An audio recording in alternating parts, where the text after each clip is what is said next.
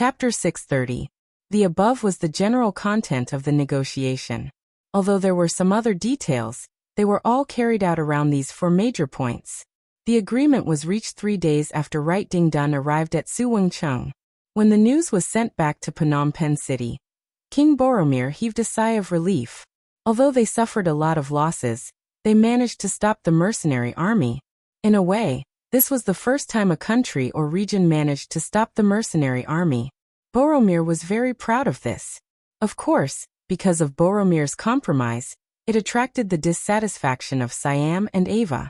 But in this regard, Phnom Penh dynasty did not say anything. Who asked these two countries to withdraw their troops so early? They even wanted to laugh at Phnom Penh dynasty. After this incident, Phnom Penh dynasty also saw their own shortcomings. No matter who had it, it was better to have it themselves. No matter who was strong, they were not as strong as themselves. They decided to put all their efforts into developing their military. Recruiting, training, and training soldiers had become something they urgently needed to do. Previously, because they had compensated the mercenaries, now they needed more money to train their soldiers. All of a sudden, all kinds of taxes began to increase, and some even doubled. In some places, the taxes were collected 3 years later, or even 5 years later. Because of this, the people were complaining, and the order of the country began to fall into chaos. The matter of Phnom Penh dynasty was finally resolved temporarily. The mercenary army also began to withdraw. When the news was sent back to Vientiane City, the capital of Laos, many people were shocked. In the eyes of the nobles, this time the mercenary army and the Phnom Penh army would definitely suffer losses. In this way, their opportunity had appeared. When the time came, once Siam and Ava sent troops again, Laos would definitely not want to be trapped internally and externally. Their status would rise, and their authority would increase. Wouldn't this bring them benefits? But now the mercenary army had stopped. Were they still the powerful mercenary army that destroyed a country? If this was the case, where would their development opportunity lie? More importantly, this time, the mercenaries had stood up for the Solingans. Naturally, they would receive the support of the domestic business groups. Their position would be more stable. Would they have a chance to rise again? In the eyes of the merchants and commoners, the conclusion that they came to was completely different from the nobles. The mercenaries had won the battle, and for the first time, the enemy general had apologized to the merchants on their side. This was something that seemed impossible to happen. Didn't this mean that the mercenaries' position had been recognized and respected by everyone? As the governor of Lao Province, Yuan Shaochen had said that as long as you became a legal citizen of Lao Province, no matter where you were, no matter what happened, as long as you encountered any difficulties or injustice, the provincial government would stand up for you, solving the difficulties and finding justice at the same time. Naturally, many people scoffed at this. Most of them were merchants. They were not as ignorant as ordinary people. They had traveled extensively for many years, and had been to countless places. Naturally, their horizons were not something that ordinary people could compare to. It was precisely because they had seen too many things that they did not believe that anyone could make decisions for them. Although they were very rich, their social status was not high. In the eyes of others, they were full of the stench of money. When it came to the degree of real respect, they were often inferior to some ordinary people. Soldiers, farmers, workers, and merchants. Merchants were ranked last. The general trend was like this. Why should they believe that the Lao provincial government would really protect their rights? Although they had paid a lot of business taxes. Now no one dared to say such a thing. What happened to the Solingans had proven everything. Not only did General Hun Sun of the Phnom Penh dynasty personally apologize and pay compensation, but he also invited the Solingans to do business in the Phnom Penh dynasty. They bowed their heads, paid compensation, and even took the initiative to invite them. Did this not prove the status of merchants? As the patriarch of the Solingans, Nongsi was very proud of himself. He was actively preparing goods to go to the Phnom Penh dynasty in person. After all, with the mercenaries as their backing, it could be imagined that the Phnom Penh dynasty would never dare to play any tricks. Did they really want to fight another war, and pay compensation again? Sualangan was not the only merchant family in Laos. There were many other businesses that were not weaker than them, and some were even stronger than them. They all saw the opportunity and began to contact Governor Luan, creating all kinds of opportunities to get along and meet. Some of the big families even found the youngest and most beautiful girls in their families and gave them to Luan Shaochen as concubines in order to strengthen the relationship between the two sides. After Yang Qindong heard about this matter, he even gave instructions that if Luan Shaochen was willing, he could marry a few high-quality foreign women as concubines. Because he did not forget the expectations Luan Shaoqi and Zhou Hua had for this son when he left Crimson City. One of the most important things was the important matter of marrying a wife and having children. Even Luan Xiaoyu had mentioned it twice in front of him for the first time, showing the importance Luan family placed on this matter. Of course, according to Yang Qindong's intentions, he could take a woman from another race as a concubine, but it was impossible for him to take her as a wife. It had to be a Han woman in order to ensure the purity of his bloodline. He did not want the country that his generation had worked so hard to build to be swallowed up by their children with foreign bloodline. In fact, not only did Yang Qindong have such requirements for Luan Shaochen, but also for all the senior cadres and senior officers. When you reach a certain age, you can marry a high-quality woman from outside the clan as your concubine, but you absolutely cannot let her become your wife. If anyone dares to do so and is found out, then I'm sorry, but everything you have now will become zero. You will also be removed from the cadre and become an ordinary citizen, vanishing into the crowd. Since Yang Qindong had spoken, the business groups paid more attention to this matter. Luan Shaochen also had an extra job, which was to go back and forth between the various big families after work. It was to get closer to them, and at the same time, to arrange blind dates. Not to mention, there was really a lucky woman that he took a fancy to and married as a concubine. With the previous example, the other merchant families were even more enthusiastic about this matter. Invitations for Luan Shaochen to attend banquets were placed all over the office desk. The reason why the merchants were so crazy was naturally because of the benefits. Compared to the ordinary people, their gratitude was much purer. This was especially so when Yang Bao published a series of punishments for this matter, using the World Knowledge Tea House to make it known to everyone. Regardless of whether it was the elderly of 70 years old or the children of 3 years old, they all knew about this matter. They knew that as citizens of Lao Province, they had more security when they went out, and they could receive the respect of others from the bottom of their hearts. This was something that they did not even dare to think about before. Lao Province had led them to do it. In order to express their gratitude, the ordinary people could only lower their heads and work hard. Those of suitable age naturally chose to join the military to ensure that the fruits of their labor would not be stolen by others. They were just this kind of people.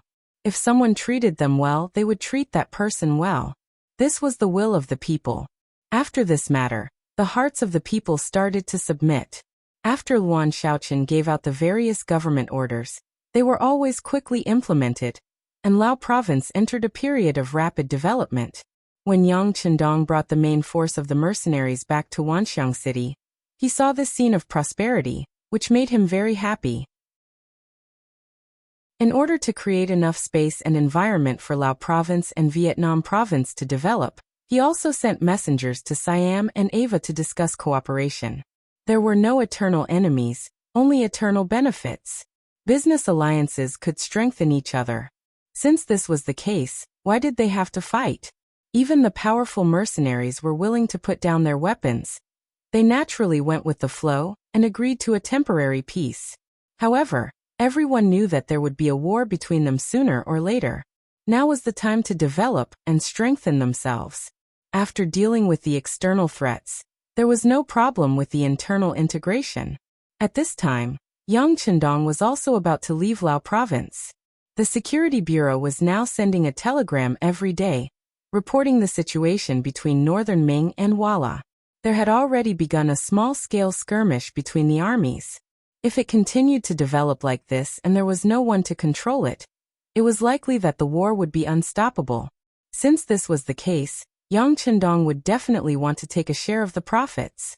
In addition, because their foundation was not strong enough, Lao province could not meet the requirements for expansion in a short period of time.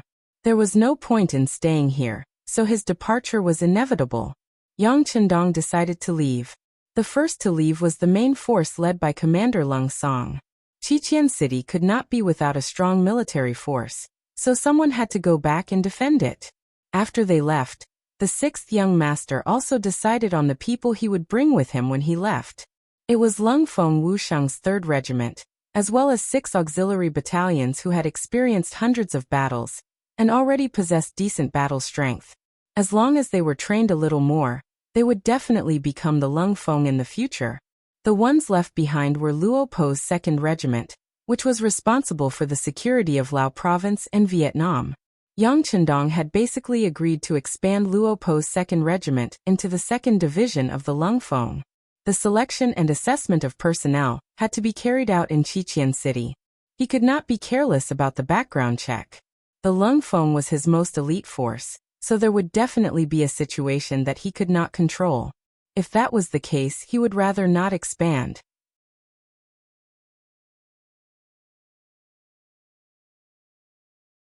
Even in Baiming's newer Gandusi region, he had become a top figure. This time, Yang Chendong wanted to meet up with Windchaser. Presumably, with his support and participation, Windchaser's team would expand in a very short period of time and become a powerful force to enter the northern grasslands. The military ship headed north. The speed of the ship, which had been converted to steam power, was much faster. In just 5 days, they had traveled thousands of kilometers through the Korean Strait and arrived at a place called Haisheng. Haisheng was Vladivostok, which was occupied by Russia in the future. To the north was the Shuangqing Guards, and to the south was the Maoyan Guards. It belonged to the Great Ming's newer Gandusi. The newer Gandusi was a local military organization set up by the Great Ming government in Heilongjiang, Asu River, today's Wuxia River, Songhua River, and Nayan River, today's Nun River. During Hongwu's reign, most of the Yuan dynasty officials in the newer Gandusi region surrendered to the Ming government. In the 9th year of Yongle, 1411, the newer Gandusi was officially set up. It was the highest administrative organization in Heilongjiang and Wuxia River. The main officials of the Gandusi were transferred officials and later became hereditary officials. The Mongols, Jurchens, Jalimi, Ki, Dor, and other races all made a living by hunting and fishing. The Ming dynasty government also appointed the leaders of the various races to take charge of the various places and gave them seals. They followed their customs and gave them tributes from time to time. The tributes included gerfalcon, mink fur, horses, and other local products, which was similar to the inland taxes. The newer Gandusi was set up in Newer Gandusi on the east bank of the Heilongjiang River. It was roughly 200 kilometers away from the Heilongjiang mouth. The officials and troops that were sent to the newer Gandusi were all here. There were over 400 guards and troops stationed there. The area was east of the sea, northeast included Sakhalin Island, west of the Wonan River, Inan River, south of the Tumun River, and north of the Xing and Mountains. It could be said that this was a place where good and bad mixed together. Because of the diversity of the ethnic groups, it was very difficult to manage this place. There were even some areas that were constantly in war. Various ethnic groups, and even some ambitious people wanted to expand their own forces here.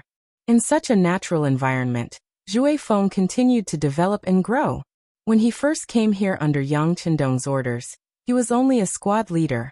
Including himself, he only had 10 brothers. After such a long time, his team continued to grow, and now it had the scale of a regiment, with 3 battalions and a regiment under its command. Zhui Feng had also been given the position of regiment commander. Haha, you became a regiment commander just like that? I hope you won't disappoint me. With a smile on his face, Yang Chendong thought of the matter mentioned in the Security Bureau report. The warship docked at the sea town. Before it reached the shore, it could see a black mass of cavalry approaching. From afar, there were at least 1,000 people. Prepare for battle. The third leader, Wu Sheng, shouted out reflexively. The 500 to 600 Lung Feng members and the guards on the ship quickly took out their guns and looked for a suitable position, adjusting the angle of the muzzle. It's fine. Yang Chendong was very satisfied with the performance of the Lung Feng. Then, he waved his hand nonchalantly and looked ahead. This shouldn't be an enemy. As if to prove this statement, as soon as the voice fell, a large 5-starred red flag appeared in the middle of the cavalry. Naturally, the cold vanguard soldiers were no stranger to this flag. When they were on the sea with the Navy, they often used this flag. 3rd Regiment Commander, take a company of soldiers and check it out. Be careful. After Wuxia saw the red flag, he put away his gun, but his eyes were still cautious. Who knows if the enemy stole a 5-starred red flag to confuse him? After the 3rd Regiment Commander Chang Chunyang received the order, he took a company of Lung Feng to the shore and approached the cavalry. Through the binoculars, he saw that they said something, and then a small group of cavalry followed behind Chang Chunyang and approached the shore. Haha. With the existence of that qi in his heart, Yang Chendong's eyesight had reached an unimaginable level. When he was still 100 meters away, he laughed heartily. He had already recognized that the leader of the cavalry was Zhuai Feng. It was indeed Zhuai Feng's cavalry regiment. He came to Seatown first after receiving the information from the Security Bureau. Not only that, but he also made the decision to ask the people here to leave. He even sent a military officer to patrol the surrounding 20 miles. In his opinion, the 6th young master's arrival should be a secret. He probably didn't want more people to know about it, so naturally, this matter couldn't be leaked. After asking the people nearby to leave, Zhuai Feng began to wait for the 6th young master to appear. In his heart, the 6th young master was his life's benefactor. In the past, he didn't have enough to eat or wear. He didn't even know where he would live the next day, whether he could still fill his stomach, or whether he could still persevere and survive. But after meeting Yang Chendong, everything changed. Not only did he not have to worry about eating and wearing clothes, he also learned how to read and read. He knew that people didn't only live to fill their stomachs, but also to have more pursuits. Ever since he was born, he had been raising horses for those old masters. Zhuai Feng's greatest pursuit in life was to have his own home one day, to be able to shelter him from the wind and rain, to have his own wife and children, to complete the family line, and to have a horse that belonged to him. It didn't have to be tall and handsome, but he would definitely take good care of it. Every day, he would use water to wash the horse very clean. Occasionally, when he had nothing to do, he could ride the horse for a walk. That was already very happy. But these thoughts could only be wishes, and he could only think about them in his heart. If he didn't even have enough to eat, how could he talk about raising his wife and children? And all of this changed because of Yang Chendong. All of his wishes were quickly realized. Following this, Zhuai Feng's life ideals also changed. It turned out that he could also create some achievements. Not only did he bring glory to his ancestors, he didn't even know who his parents were. But at least he could let his children have a better life in the future, and not have to worry about food and clothing. Under Yang Chendong's guidance, he was fortunate enough to become Zhuai Feng of the Cold Front, and his life changed. Because he knew horses and was good at training them, and his military skills were good, he finally became the squad leader of the Cold Front. He was sent to the north, where most of the terrain was plains. This completely changed his life, and gave him the space to display his talents. Today he was no longer a youth who had to worry about his stuttering.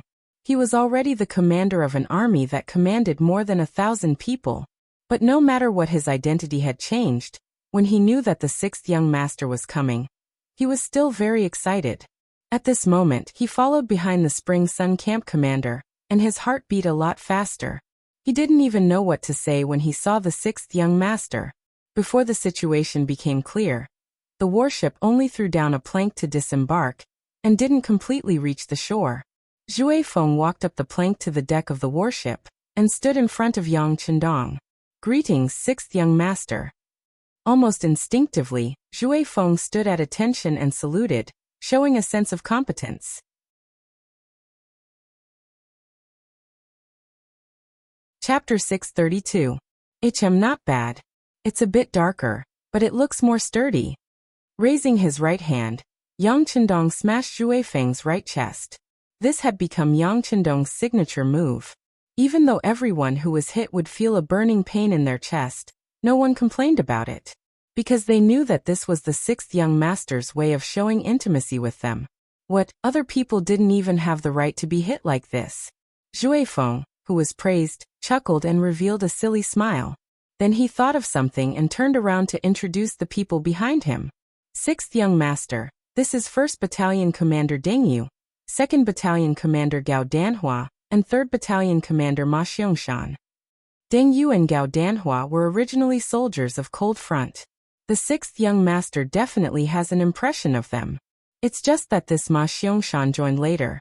However, this person's horsemanship is extremely good and his riding skills are also very good. He is also very good at commanding troops in battle, so he was promoted to the position of 3rd Battalion Commander. Of course, the appointment of the 3 battalion commanders still needs to be approved by the 6th Young Master, the military, and the political department. Zhui Feng had indeed been trained. At least he knew that there were things that he couldn't decide. He needed to request approval from his superiors. Not bad. Deng Yu and Gao Danhua, your performance was also very good. As for your appointment, I can give you an answer now. It's approved. Yang Chendong had a smile on his face. These 3 people were the first 10 people to be sent here. Their backgrounds had already been investigated when they were in Crimson City. There would not be any problems, so he could directly appoint them. As for this Ma Xiangshan, he didn't know him, so he still had to follow the procedures. He couldn't casually make an exception. Deng Yu and Gao Danhua, who were called out, were naturally excited. This was an appointment approved by the 6th Young Master. Their identities and positions were stable. Ma Xiangshan, who wasn't called out, had an ugly expression. Then he made a shocking move. 6th Young Master, I want to challenge you to a duel on horseback. Do you dare? The words were shouted by Ma Xiangshan. Perhaps it was because he felt wronged and wanted to vent. However, he pointed the spearhead at Yang Chendong, which was something that no one could tolerate. How dare you? Kneel and accept your fate. Take him down. More than one person shouted. Then one person after another jumped out. Among them were the officers of the 3rd Regiment of the 1st Division, as well as the captains and members of the 1st and 2nd Guard squads. Even Hu Meng couldn't help but shout at this moment. Then he wanted to take down this arrogant person. But before he could make a move, Beta Persei had already taken a step forward and threw a punch forward. Beta Persei was the eldest of the 5 Yang family members, and his position and power were second only to Tiger's man. His mission was to ensure the absolute safety of the 6th Young Master. Now that someone dared to speak rudely in front of him, he wouldn't be polite and threw a punch forward. The punch was so fast that many people didn't see what happened. The punch had already broken through the air and arrived in front of Ma Xiangshan. Unlike the others, when Ma Xiangshan shouted that sentence, he thought of all kinds of possibilities, so he was prepared. Because of this, when Beta Persei's punch came, he quickly dodged to the side. Then with his agility he really dodged the punch. Beta Persei wasn't surprised that his punch missed. If a person who dared to shout in front of the young master didn't have any strength, he would look down on him. But it didn't matter that he dodged the punch. He suddenly swung his right arm to the right, and the punch turned into a swing punch. The momentum was so fast and fierce that even Ma Xiangshan didn't expect it. Bang! After the punch, Ma Xiangshan flew out and flew to the deck 3 meters away. He fell to the ground with a bang. Just from the way he landed on the ground, one could tell how powerful that punch was. Take him down. Tiger's mane quickly responded. With the order, a team of guards, Ba Daojiang and Peng Yu, grabbed Ma Xiangshan, who fell to the ground, and then stood him up. They looked at him with a murderous look. It seemed that as long as the 6th Young Master gave the order, the 2 of them would chop him up and throw him into the sea to feed the fish. Ma Xiangshan, who was restrained, first took a deep breath. After feeling the pain in his chest and not leaving any internal injuries, his eyes fell on Yang Chendong. He then said with a provocative look, "What? You don't dare? You really don't know how to write the word death." Tiger's mane saw Ma Xiangshan provoking the young master again and again. He was already furious and threw a punch at Ma Xiangshan's lower abdomen. Bang! Ba Daojiang and Ping Yu held Ma Xiangshan tightly. The punch was solid. Ma Xiangshan's body shrank into a ball. He opened his mouth and breathed heavily. Obviously, The punch was so heavy that he couldn't speak. Windchaser, Deng Yu and Gao Danhua, who were standing opposite, were so scared that they couldn't speak. Usually, Ma Xiangshan was very low-key and didn't talk much. He was very calm. How could he become so easily angered at this moment? He actually challenged the authority of the sixth young master again and again. Did he really want to die? Among the three, Windchaser was the most difficult. He naturally respected the sixth young master, but at the same time, he also appreciated Ma Xiangshan. He was a native here. Not only was he familiar with the terrain and environment, but he also had Zhang Yuqi to command the battle. Every time, he would lead the charge. It could be said that he was both a brave and a wise general. Such a person was rare. Even Deng Yu and Gao Danhua couldn't compare to him. And now, this person destroyed his own future just because he challenged the sixth young master. He felt that it was a pity. Of course, he didn't dare to say anything. He was very clear about his identity. He also knew that the authority of the sixth young master wasn't something that others could casually question. No one spoke. On the deck, there was only the sound of Ma Xiangshan constantly retching, and Lung Feng glaring at him with murderous gazes. Perhaps in some people's eyes, Ma Xiangshan was already a dead man. They were only waiting for the sixth young master to give the order and hand him over to them.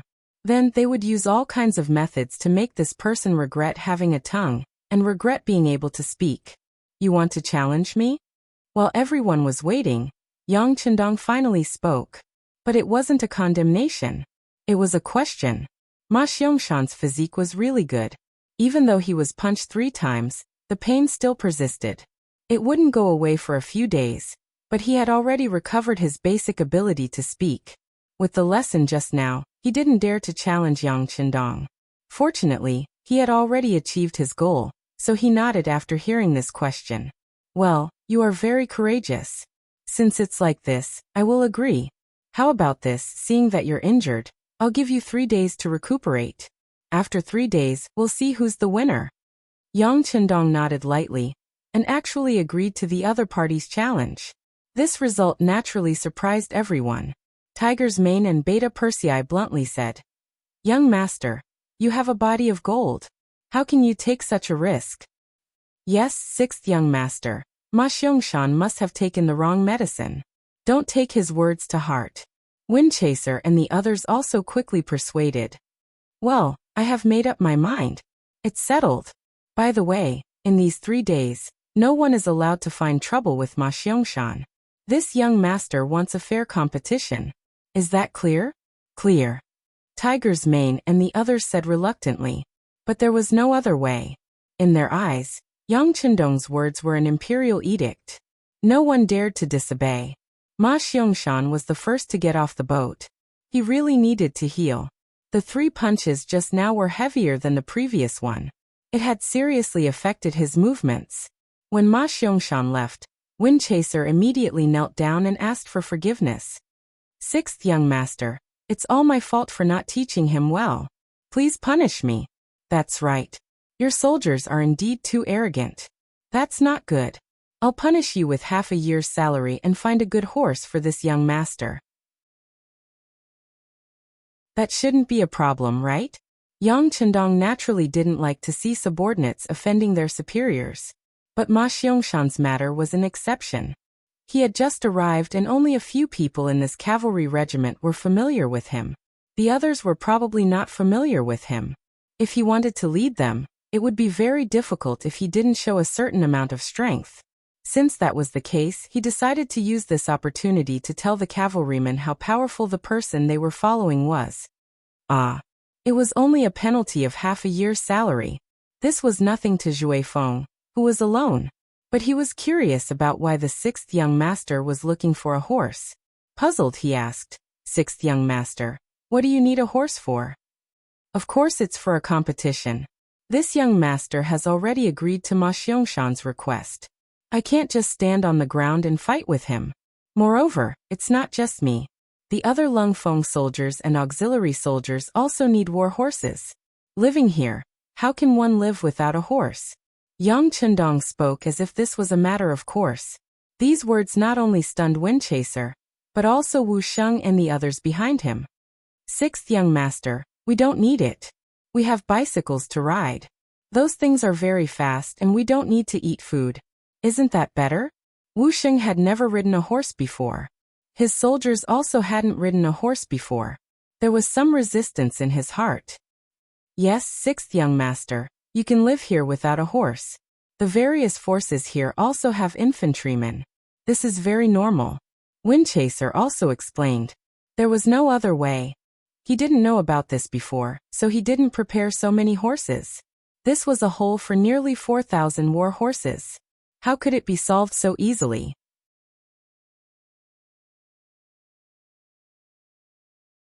Chapter 633. Yang Chendong shook his head. I don't care what the other factions are like. Our cold front will either not do anything or be the strongest. It is a must for everyone to have their own warhorse. In the future, everyone should have at least 2 or more. Yang Chendong did not mention the matter of the bicycle. Although it did not require food, if it was used for a long period of time, it would inevitably have all sorts of problems. They were so far away from Crimson City that if a problem occurred, it would be impossible to fix it. Not to mention, riding a bicycle required a lot of stamina. It was fine to use it for a short period of time, but it was not as convenient as riding a horse. Yang Chendong's words were in order. Since he had made a decision, the others could only follow his orders. Fortunately, although Windchaser didn't have many warhorses, he still had some. Coincidentally, there was a wild horse in their stable. No one could tame it. Even Windchaser took a long time to cultivate his feelings for it. Only then could he get close to it without being rejected. However, that horse was really tall and muscular. At a glance, one could tell that it was a fine steed. If it became Yang Chendong's mount, it wouldn't be a loss of face. When Windchaser reported the situation to Yang Chendong, his interest was immediately piqued. Oh, there's a warhorse like that? Come, let's go take a look. The warship had already reached the shore. The soldiers were all disembarking and unloading the supplies. With everything in order, most of the officers had nothing to do. Everyone followed the sixth young master to the stable. The stable did not have a fixed location. Usually, wherever the main army was, it would be built there. Right now, Windchaser's main forces were all around Seatown, so the stable was in the middle of the town. After disembarking from the ship, they arrived at the stable after traveling for 4 li. From afar, the pure white wild horse was so eye-catching. Just looking at it from afar, Yang Chendong fell in love with it. In his previous life, Yang Dong was an absolute soldier king. No matter if it was flying, running in the water, or walking on land, there was nothing he could not understand. However, he did not know much about warhorses. Other than sometimes riding a horse in the racecourse to adapt to various roles in order to complete missions, he didn't have much contact with it. But what kind of horse was that? It had been trained and was very docile, unlike the horse in front of him. Before he even got close to him, he saw it constantly snorting, as if it was trying to keep people away. At the same time, its 4 hooves were constantly moving, as if it would give a kick to anyone who stepped forward. Good horse. Although he didn't know much about horses, this didn't stop Yang Chendong from liking it. He couldn't help but be eager to try. Sixth young master, please wait a moment. I'll put the saddle on him. Windchaser sucked in a breath of cold air. He could see the desire to conquer in the sixth young master's eyes, but this horse was really not easy to tame. He had raised the horse since he was young, but after so many days he could only get close to it. Usually he had to personally deliver the horse feed for this horse. It didn't care about other people's food. It was very arrogant. Yang Chendong didn't speak. He focused all his attention on the white horse. He began to imagine riding on it and galloping the earth. Windchaser took a saddle from one of his soldiers and began to approach slowly. As he approached, he kept saying, white horse, you must be obedient. Although I know you don't like this thing on your body, aren't horses born to be ridden by people? Accept your fate, accept your fate. Just like coaxing a child, Windchaser kept talking while approaching. He was very careful, as if the white horse would go crazy at any time. Tiger's Mane, Wusheng, and the others looked at this scene with a smile. They felt very interesting. After all, according to the sixth young master's intention, they would also need to ride horses in the future. There was no harm in understanding it in advance. Pung. Just when everyone's eyes were looking here, an unexpected scene happened.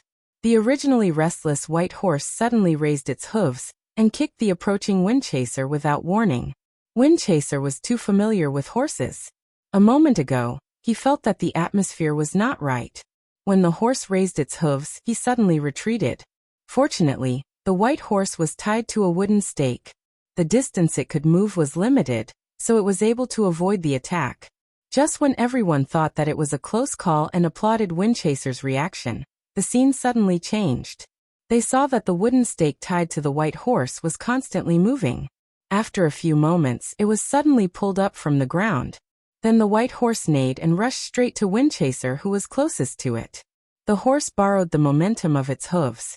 With such a fast speed, everyone could imagine that once Windchaser was hit by the white horse, it would be a disaster. At this moment, even Windchaser himself was shocked. He first threw the saddle in his hand to the ground, then turned around and ran quickly. As a horse breeder, he naturally knew what would happen if the horse was frightened. Windchaser's speed was already very fast, just like his name. However, the white horse's speed was even faster. It fully utilized the strength of its legs, and when its forehooves landed, it covered a distance of several meters. In just a breath, it had already arrived behind Windchaser. Its pair of sturdy front hooves were raised high, and it directly smashed towards Windchaser's back. Once it fell, the 2,000 kilograms would be enough to break Windchaser's back. Even if that person could survive, he would be a cripple and unable to do anything. Pung. Just as everyone was shouting and Tiger Mang was about to pull out his pistol, a figure suddenly dashed past. Then, the white horse that was about to land suddenly stopped in mid-air. If one looked carefully, they would see that Yang Chendong was holding the rope that was tied to a wooden stake tightly in his hand. Just now, Yang Chendong felt the danger. His body suddenly rushed out and grabbed the rope, forcibly pulling the white horse. With such a pull, Yang Chendong's face couldn't help but turn red. The white horse was in its prime and belonged to the heavy horse breed. With a rough estimate, this horse was at least 2,300–400 kilograms, or even more. How could a person pull such a heavy weight? Feeling that at this moment, his hands were about to bleed, Yang Chendong couldn't help sinking his qi into his dantian and mobilizing the qi in his body. Only then did he feel that his arms and body felt better. Taking advantage of this opportunity, Windchaser finally escaped from under the horse. But he was already covered in cold sweat. It was obvious that he was really scared. When he saw the white horse being held back by someone, he was naturally very unhappy. When he turned around and saw that the instigator of all this was Yang Chendong, he could not help but turn around and gallop over. The momentum of this run was as heavy as 10,000 pounds. Don't shoot. Yang Chendong was looking at the white horse's eyes, but from the corner of his eyes, he noticed that Tiger's main Beta Persei, and the guards had all taken out their guns. He quickly shouted, and then his body suddenly rushed to the side, avoiding the white horse's counterattack. The attack didn't succeed, and the white horse seemed to be angered. It continued to rush toward Yang Chendong's position, as if it wouldn't stop until it stepped on this person. With the support of qi, Yang Chendong was like a monkey, always able to avoid the white horse's attack at the last moment. At times he would also counterattack, fiercely pulling the reins in his hand, bringing a trace of pressure to the white horse. One person and one horse fought a battle of wits and courage around the stable. Surprisingly, the white horse seemed to be quite intelligent. Sometimes it even knew how to make some fake movements, causing Yang Chendong to make mistakes. There were even a few times when it almost kicked the target because of this. Fortunately, the qi was indeed strong enough, especially now that he didn't need to use any strength. He only needed to dodge the white horse's attacks. This saved Yang Chendong a lot of energy, and the frequency of his counterattacks also became faster and faster. The sixth young master is so powerful. The scene in front of them had attracted more and more people to come here. When Lung Feng and the auxiliary soldiers saw the battle of wits and courage between the god of war and the white horse, they couldn't help but show a surprised expression. They only knew that the sixth young master's martial arts were very good, and his marksmanship was also very good. But all of this was just hearsay. Now that they finally had the chance to see it with their own eyes, everyone admired him in their hearts. In the blink of an eye, a quarter of an hour had passed. The white horse didn't have any intention of stopping its attack, nor did it show any signs of exhaustion. It was still incomparably brave, and continued to attack. Relying on the chi, Yang Chendong dodged and counterattacked when the horse's hooves hit. He was also very brave and fierce. The man and the horse seemed to have reached a consensus, and that was, they must use this opportunity to determine the winner. Using the chi to resist the power, Yang Chendong could feel that the chi in his body was constantly surging out of his body. After it filled his entire body, it entered his right arm, causing his body to slowly become stronger at this moment. Although this change wasn't very fast, it won over a long period of time. A quarter of an hour had passed, and the chi didn't have any intention of stopping. It was constantly strengthening his body. This feeling was very subtle, and it made Yang Chendong feel very comfortable. Even though he could already subdue the white horse, he didn't do so. He wanted to use this opportunity to stimulate his stamina and make his body stronger. Outsiders didn't know what was going on, so naturally, they couldn't understand this. When they saw that Yang Chendong had already fought with the white horse for a quarter of an hour, and that the white horse was covered in sweat with a trace of blood, they couldn't help but worry for the sixth young master. Heavens, why is that horse bleeding red? Is it going to die? A member of the guard team didn't know what was going on and shouted loudly. What do you know? Only a Fergana horse would be completely red and even drip red sweat. Zhui Feng's subordinates who understood horses loudly explained.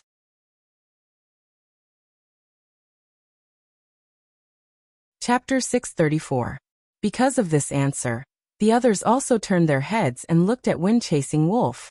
Obviously, this person's speech on the horse could be called an expert and made people trust him. Feeling everyone's eyes on him, Wind-Chasing Wolf nodded without hesitation. Yes, there is such a saying. But usually, it is rare for a healthy horse to be red because of fatigue. As for the blood and sweat, it is only recorded in legends. Unexpectedly, this white horse is not red. It is also a pure Fergana horse. It was no wonder that Wind-Chasing Wolf said this. Although no one stipulated that a Fergana horse must be red, at least the probability was higher. A white horse becoming a Fergana horse was not recorded in the book. Everyone finally knew the reason why the white horse turned red, but because of this, they were worried about the sixth young master. This was not an ordinary horse. If Yang Chendong did not stop him and was still so determined, they were afraid that Tiger's Mane and Beta Persei would have shot again. Time passed by little. After half an hour, Yang Chendong could clearly feel that the chi in his body had stopped. He reluctantly stopped the movements of his hands. At this time, his physique was more than twice as strong as before. He was full of confidence that if he made a move now, he could already control the white horse. But he did not do so. He also knew that the white horse was very tired after turning red and sweating. He was afraid that it could not exert its original strength. That being the case, it was better to let it have a good rest and fight again tomorrow. He wanted to take the opportunity to see if there would be any benefits. Although it was very incredible to talk about such a strong physique, Yang Chendong even had Datsang, so there was nothing to be surprised about. Too many illogical things had already happened. Even if that was the case, was there a need for one more or one less? Yang Chendong let go of the reins in his hand. White horse. No, it should be said that the red horse was standing there motionless and gasping for breath. Obviously, the fight just now was very tiring, and it should not have any extra strength now. Men, tie it up and serve it well. Don't neglect it. Yang Chendong exhaled a mouthful of turbid chi and laughed heartily. Immediately, someone came forward to tie up the horse. Wind-Chasing Wolf also took the opportunity to come over. Sixth young master, this horse is now very tired. It is time to subdue it. Wind-Chasing Wolf was also worried that Yang Chendong did not know how to subdue a horse, so he spoke out of turn. Wind-Chasing Wolf's general meaning was that now was the best time to subdue the horse. Once the red horse became a white horse and recovered, it would be difficult to do so. Yang Chendong knew that Wind-Chaser meant well, But Yang Chendong had his own ideas, so he waved his hand heroically. It's fine. I have to subdue it when it's at its strongest. Only then can it truly submit to me. The sixth young master is mighty. When the others heard Yang Chendong's words, they all showed a look of admiration. This was their sixth young master. If he wanted to deal with someone, he would deal with the strongest. He would never take advantage of others. The news of Yang Chendong fighting the white horse by himself quickly spread. Everyone knew about this matter. For a time, many people felt admiration for the sixth young master. In front of these men who killed people as if they were drinking water, if one wanted them to sincerely submit, prestige and status were not enough. One also needed to have great strength. Obviously, Yang Chendong now had this kind of strength. Of course, it was not all words of admiration. In fact, the sixth young master was also very tired after fighting with the white horse for half an hour. He had to pretend to be magnanimous and decided to fight again tomorrow. This kind of saying was not only said by one person, but it was not a hindrance. Many people would even say that people would get tired. To be able to fight with the white horse for half an hour without losing, and even win, who could do it? These words were all heard by Tiger's Mane at night, and then he told Yang Chendong. In a temporary command tent, Yang Chendong was looking at the sand table and thinking about the next plan. Every time he went to a place, he would look at the map first. It had become a good habit for him. After all, if he did not even know the terrain and the various situations nearby, how could he talk about winning a battle? The strong would often think about how to use the terrain to win, and not passively wait for good luck to appear. Young master. Tiger's Mane appeared and reported the various discussions he heard. This was one of Yang Chendong's requests.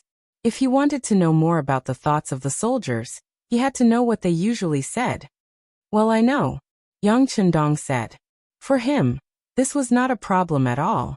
As long as he could finally subdue the uncontrollable white horse, it would be a fact, and all the discussions would disappear. By the way, all the supplies have been transported to the shore. The supplies Yang Chendong asked about were naturally war supplies, including clothing, food, shelter, transportation, and all kinds of weapons and ammunition. This time, if Yang Chendong wanted to enter the grassland to fight, it would be too far away from the sea.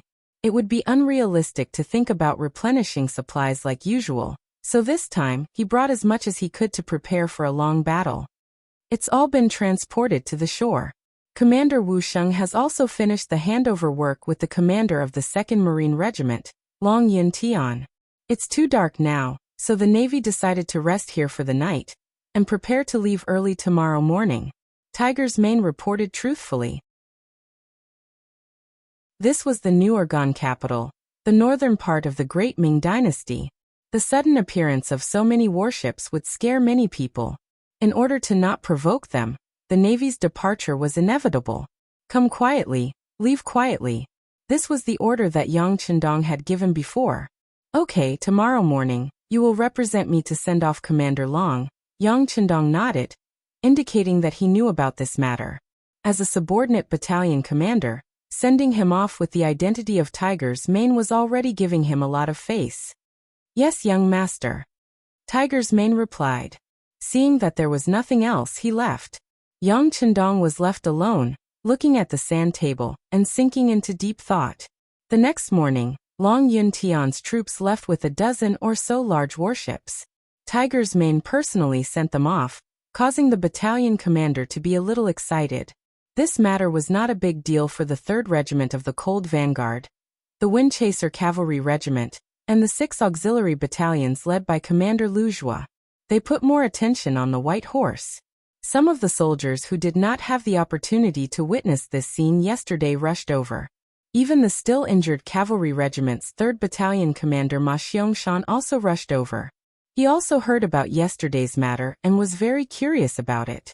He naturally knew about the white horse. He had tried to subdue it before, but unfortunately he was unable to do so. And if Yang Chendong could do it, then presumably he would not need to use it in the following competition. With such great strength and the help of such a precious horse, it would be very difficult for him to be his opponent. After eating breakfast, there was already a sea of people outside the stable. Wherever there was space to stand, there would be people standing. They were all full of expectation as they waited for Yang Chendong to appear. When Yang Chendong appeared, there was a faint smile on the corner of his mouth. With so many people here, it was worth it for him to delay for a day to subdue the white horse. He laughed heartily and fearlessly walked in front of the white horse. When Yang Chendong appeared, the white horse actually instinctively took 2 steps back. It was obvious that its intelligence was very high. It still clearly remembered that it was defeated by this man yesterday. No matter what the white horse's performance was, Yang Chendong had already appeared. Then he personally untied the reins, allowing the white horse to regain its freedom. Then he stretched out his large hand and pulled on the reins, as if he wanted to compete. The white horse, who had suffered a loss yesterday, did not immediately submit.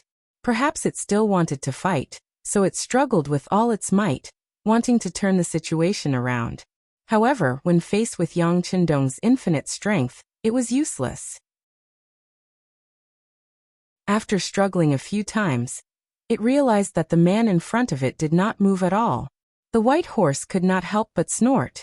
Then, it stood up with its front hooves, as if it was about to step on a person. Haha, good timing. With a loud shout, Yang Chendong jumped up and accurately landed on the white horse's back. As his body fell, a huge force pressed down, causing the white horse's body to tremble. Then it desperately resisted and neighed. The white horse knew that there were not many chances left for it to resist. If it could not flip this human off its back now, it was afraid that it could only choose to submit. As the king of horses, how could it be willing to be ridden by someone? It constantly twisted its body and even raised its front hooves, wanting to flip Yang Chendong off the horse.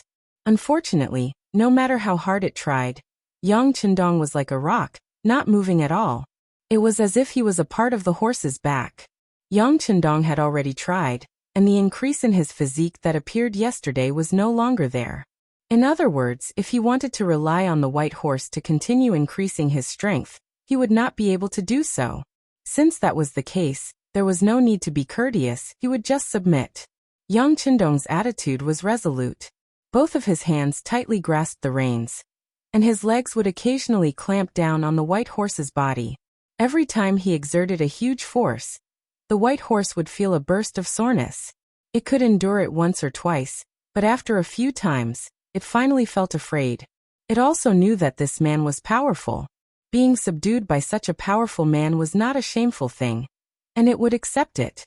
After acknowledging Yang Chendong's strength, the white horse finally stopped resisting and became quiet.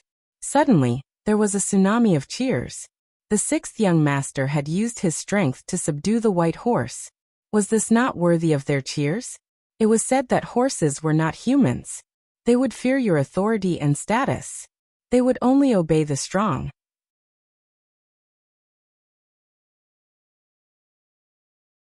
Chapter 635. Haha. Yang Chendong jumped down from the horse's back with a happy face. He finally conquered the white horse.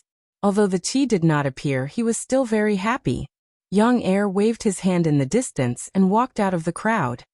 He took out a saddle that had been prepared beforehand and put it on the white horse. The white horse was surrendering, but it was only surrendering to Yang Chendong. Naturally, it would not give face to the approach of strangers.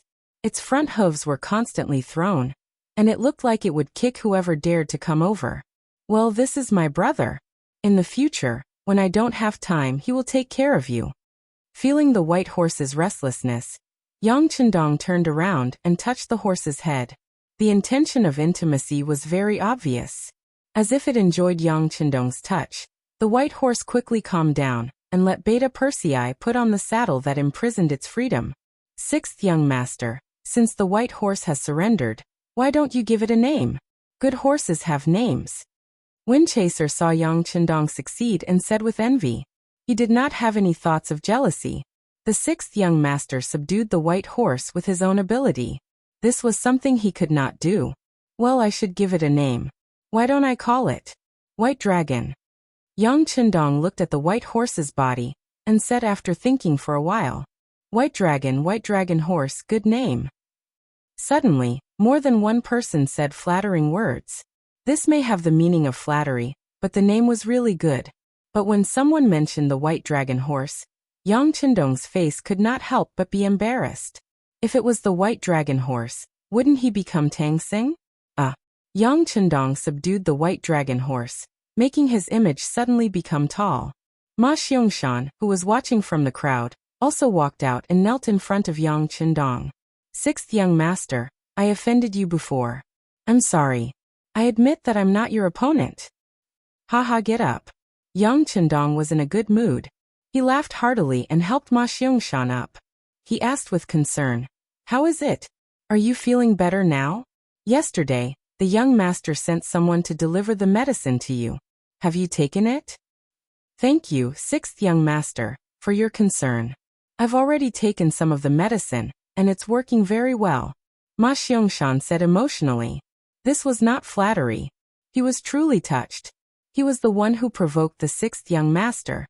Not only did he not hold a grudge, he even sent someone to deliver medicine to express his concern.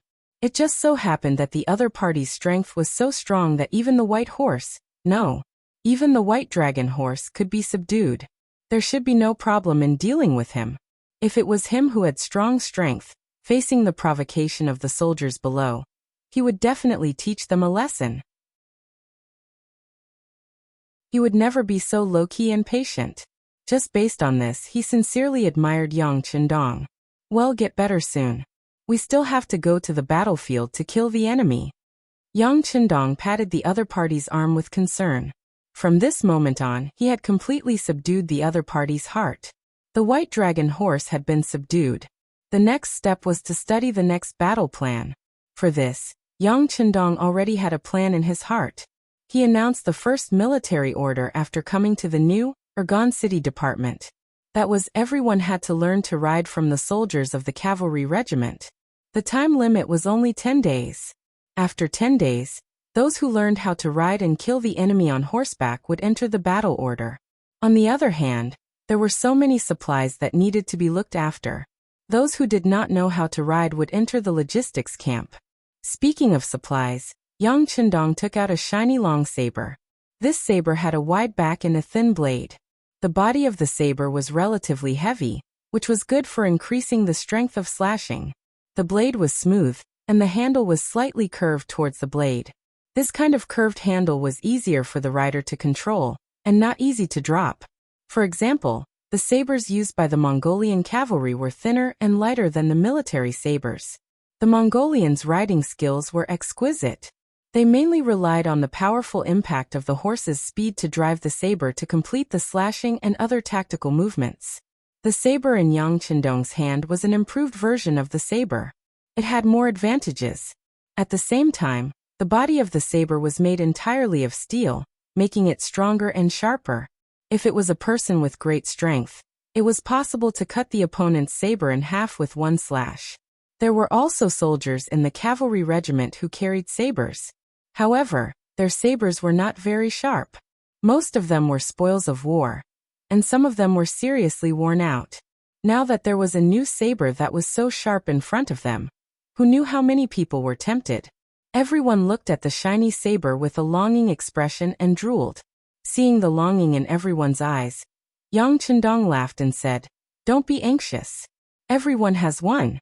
This young master also hopes that you can use this sharp saber to kill the enemy and show the might of our army. Kill the enemy. Show the might." Immediately, some people began to shout loudly. Then their voices became unified, and they shouted together in an imposing manner. If you want to attack first, you must first sharpen your weapon. Without enough logistical support, although guns could still be used, they could not be used endlessly like before. Thus the saber became a necessity. Yang Chendong started to look forward to the scene of them riding on horseback and sweeping away thousands of enemies. The idea was beautiful, but when it came to training, the results on the first day were not as good as expected. The soldiers were used to fighting on land. When they suddenly rode on horseback, their legs could not exert force. Naturally, they were not used to it. Some of them even fell off their horses without doing anything. It was a laughable scene. Fortunately, the cold vanguard was made up of able-bodied men. They had a good foundation and rich battle experience. Even when they fell off their horses, they instinctively took precautions. Therefore, there weren't many casualties. After falling off their horses, more and more soldiers began to get used to the necessary skill of a cavalry. Yang Chendong was the same as the soldiers. He also began to train his equestrian skills. Although he was strong, had a strong physique, good endurance, and was very flexible, it did not have much to do with whether he knew how to ride a horse or not. If one wanted to fight on horseback and kill in all directions, one must learn how to kill on horseback. Ma Xiangshan, who was very experienced in this aspect, became the instructor for Yang Chendong, his guards, and the recon company. This time, when they came to the north to expand their territory and influence, scouts were essential. Considering that the two provinces of Vietnam and Laos also needed scouts to explore the enemy situation as a response, this time there was only one reconnaissance company that followed Yang Chen to the north. The company commander was the original battalion commander, Su Yinsheng. This was not because Su Yinsheng had made a mistake. He just wanted to achieve more military achievements. Without a doubt, now that the war in the north was about to start, there were more opportunities here. Therefore, he used his authority to follow Yang Chendong's troops as a company commander. Yang Chendong knew Su Yinsheng very well. He was also happy to have him by his side. This way, he could save a lot of time. Now, the recon company was able to benefit. They were able to follow Yang Chendong and his guards to train their equestrian skills. Compared to the other cold front, the brothers of the recon company had a foundation in equestrian skills. Usually, when they were scouting for information, they would often complete missions on horseback. Therefore, when they first started, they were still a little arrogant. If it was not for the sixth young master beside them, they probably would not even look at Ma Xiangshan. After all, scouts had their own pride. Ma Xiangshan did not take the scouts who had a foundation in equestrian skills seriously. In the first class, he even said bluntly, maybe some people already know how to ride a horse and feel that they have a certain level of equestrian skills. But as your temporary instructor, what I want to say is that your so-called equestrian skills are extremely laughable in my eyes. What you know should not be called equestrian skills. At most, it is just riding a horse. These arrogant words naturally attracted the dissatisfaction of the scouts. There were even a few warriors who thought that their equestrian skills were good enough to provoke them. They looked as if they were saying, "Don't just say nice things, let's compete if you have the ability." As for the challenge, Ma Xiangshan gladly accepted it. He came up with a plan, which was to see who could run the distance of 2 miles first. This was the most basic requirement of equestrian skills. After all, if both sides were cavalry, whoever was faster would obviously have a bigger advantage. It was just a 2-mile run. For cavalry, it was not a test at all. They could run it in the blink of an eye. Everyone understood this principle and accepted the test. Then, Tiger's Mane personally acted as the referee. After the order was given, several scouts who challenged Ma Xiangshan spurred their horses and ran wildly. They had received training before such a competition, and thought that they were not worse than anyone. However, when they really started to gallop, they realized that Ma Xiangshan had already ridden away, leaving everyone with a distant back. They thought that even if they lost to Ma Xiangshan in a 2-mile race, the difference would not be too big. After all, the distance was very close. However, when the real competition started, these scouts realized that their strength was so far behind. After the competition, everyone recognized Ma Xiangshan's strength. The instructor began to integrate into the role, constantly talking about his understanding of equestrian skills and the things that needed to be paid attention to. For example, he first talked about the lightness and consistency when riding a horse.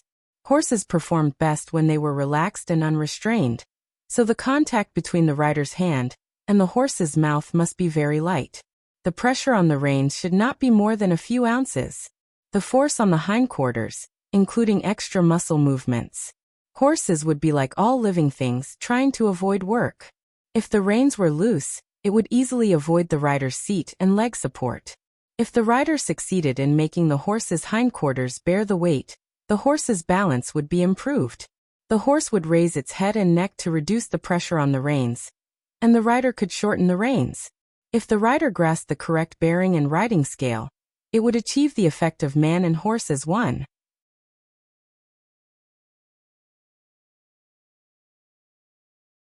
Chapter 636. The rider had to maintain a continuous impact. This could only be achieved if the rider's riding skills were good, and their hands were still relative to the horse. If the rider could maintain a good state of communication with the horse, it would not be a problem to place their hands in front of the saddle or on the thighs. This would stabilize the hands. When the hands were free, the cavalry could swing the saber and continuously carry out actions to kill the enemy. From there, they could kill in all directions and achieve the final victory of the battle. Then he also talked about how to turn and stop while riding. Finally, he also talked about how to release the bow while riding. It could be done quickly and accurately. In short, this was a complicated process. Even if the cold front soldiers' ability to understand was not bad, it was not something they could learn in a mere 10 days. Some things they only needed to grasp the theory. Later on they still needed to learn, master, and apply it on the battlefield. Yang Chendong also learned from Ma Xiangshan for 3 days. But after just 3 days, he had learned about 80% of what Ma Xiangshan had learned. Not only that, but Yang Chendong and the White Dragon horse's tacit understanding had begun to develop. He could even do one difficult action after another on the horse's back. For example, his body hit on the side of the White Dragon horse to avoid the enemy's long-range arrow attack. For example, he only had one foot on the horse's pedal, so his whole body could freely attack. He even did a difficult action that even Ma Xiangshan could not do. That was to jump into the air, kill the enemy, and then return to the White Dragon horse's back. With the flexibility of the body and the complete cooperation of the White Dragon horse, after only 3 days, Ma Xiangshan announced that the 6th young master had become the first outstanding student to graduate. This was not something that was given based on one's status or identity. Instead, it was an honor that was obtained based on one's talent. This naturally caused the soldiers to exclaim again and again. Then everyone became numb. It seemed that no matter what happened to the 6th young master, it was normal. 3 days later, Yang Chendong graduated and returned to the temporary command tent. He called Windchaser and asked about the progress of the matter. This matter was given to Windchaser by Yang Chendong 3 days ago. In view of the current situation, the first thing they had to solve was the problem of horses. According to Yang Chendong, it was too late to buy horses. Moreover, the quality of the newly bought horses was different, so it would take extra time to train them. Thus, it was better to just snatch other people's horses. Windchaser agreed with Yang Chendong's idea. After all, he didn't need 10 or 20 horses this time, but a total of 4,000 horses. If he wanted to rely on buying them, he didn't know how long it would take to complete the task. Since he had decided to steal a horse, he had to find a suitable target first. Coincidentally, there were 2 Baiming Qianhu's posts on the left and right of Hightown. Furthermore, there was also a great Ming Dynasty's guard post on the south side. The guard post system was also known as the guard post system. It was the main military system of the Ming Dynasty, and was created by Ming Taizu. Its concept came from the Sui and Tang Dynasty's Fu army system. The Qianhu post was also called the Qianhu guard post. It naturally referred to 1,000 households. The Qianhu post had 1,120 soldiers, and there were 10 Qianhu posts, each with 112 soldiers. Each post had 2 main banners, each with 50 soldiers. Each main banner had 5 small banners, each with 10 soldiers. The general of the Qianhu guard post was called the Qianhu guard post, and was a grade 5 official.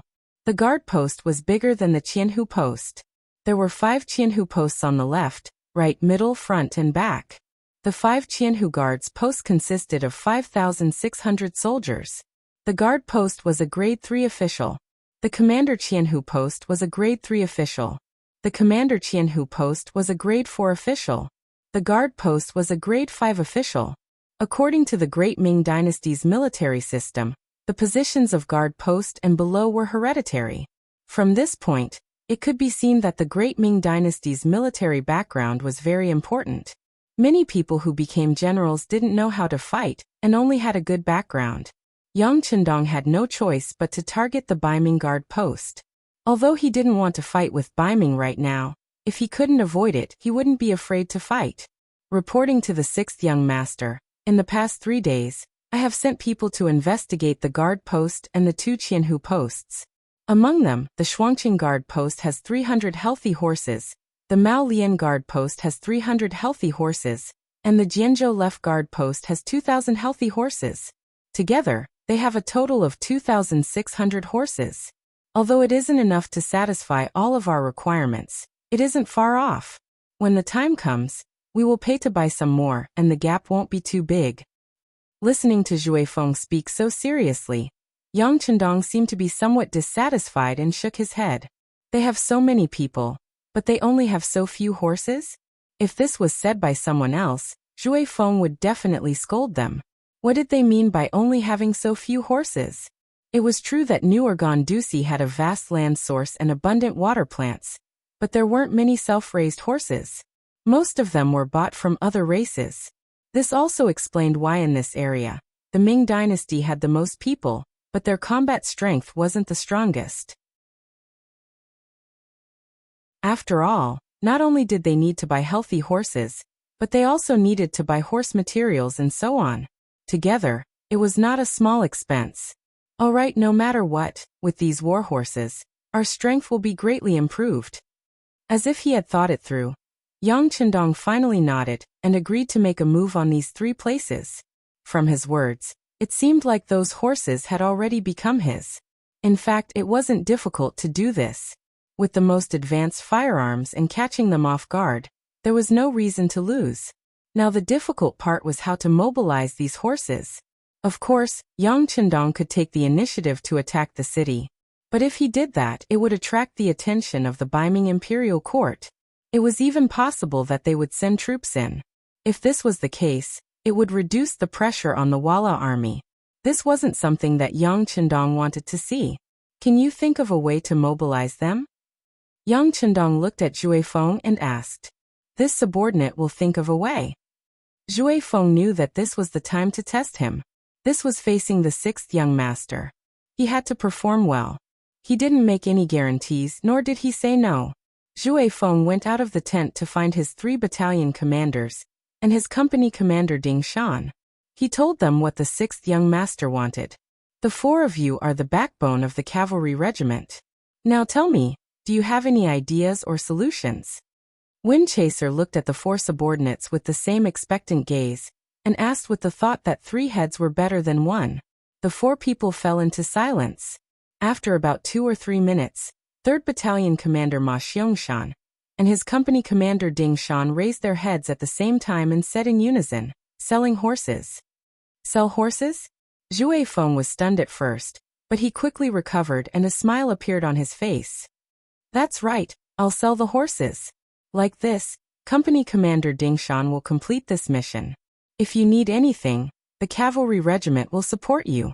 The idea was thought of by 2 people. Windchaser did put the task on Ding Shan's head.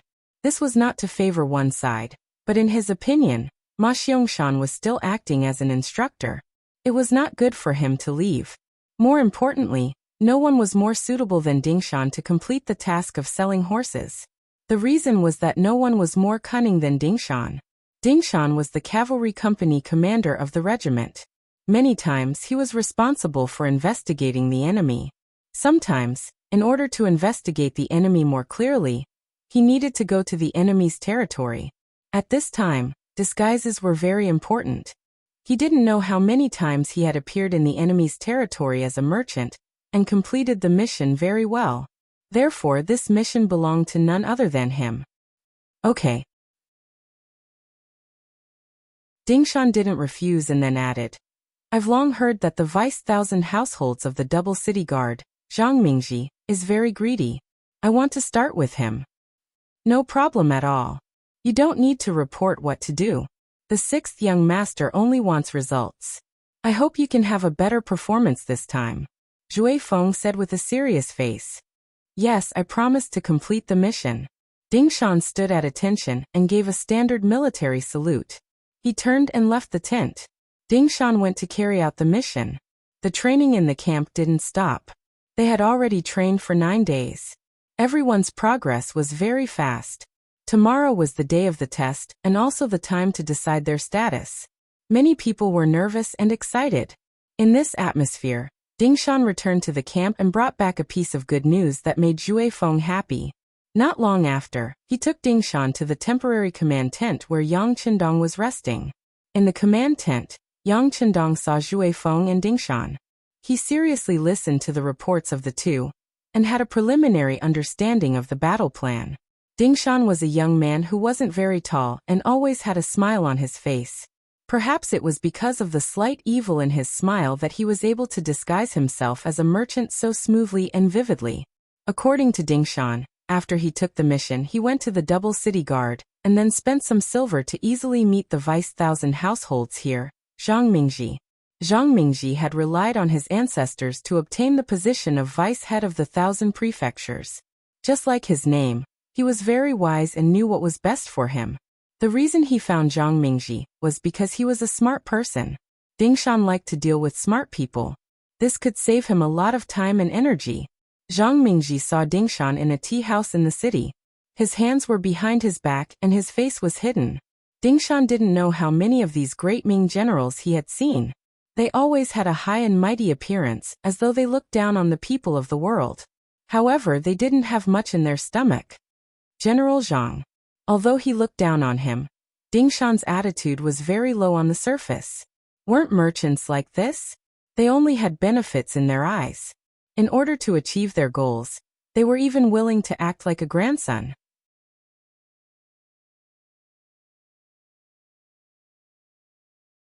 Chapter 637. N. He snorted with his nostrils facing the sky as a greeting. After he was completely seated, he caressed the teacup and spoke with an indifferent expression. Your surname Ding? I heard from Xiao Wuzi that you want to see me? And you want to do business with me? The so-called Xiao Wuzi was the middleman Ding Shan had found. He was a broker in the city, and was equivalent to the current middleman and introducer. Don't underestimate these brokers. Although their status wasn't very high, they had a wide range of connections. They knew many people from all walks of life. Many things that were impossible in the eyes of others could often be turned upside down once they made contact with one of them. Yes, this one's surname is Ding. I'm the fifth brother I found. Ding Shan's face was full of flattery. It was very in line with the face of a businessman who smiled when he saw people. And that's enough. Your surname isn't important. After this matter, I will forget about it. Just tell me what business you want to do with me this time. Let me tell you, this general is very busy. If it's a small business, then don't waste each other's time here. He acted as if he was very busy with work, and had a lot of things to do. He didn't even look Ding Shan in the eye. Ding Shan didn't care about Zhang Mingji's disdain at all. He also didn't plan on forming any friendship with this person. Everyone met for their own purposes. Yes, since General Zhang says so, then this one will make a long story short. I have a batch of war horses on hand, and I'm anxious to sell them. I don't know if General Zhang has any thoughts. As if out of instinct, Zhang Mingji waited for the other to finish speaking before he hurriedly lowered the price. I thought it was some big business. So it's war horses. Let me tell you. Wait. What did you just say? War horses? When he suddenly understood that Ding Shan's business was war horses, his expression changed greatly. He no longer had the careless appearance from before. Yes, war horses. This time, it was Ding Shan's turn to become serious. Zhang Mingji carefully sized up Ding Shan. He didn't seem to believe the other's words. He asked again as if to confirm. What's your surname? Oh, you are Boss Ding, right? Are you sure you want to trade war horses with me? Not ordinary horses? It wasn't strange that Zhang Mingji would ask this.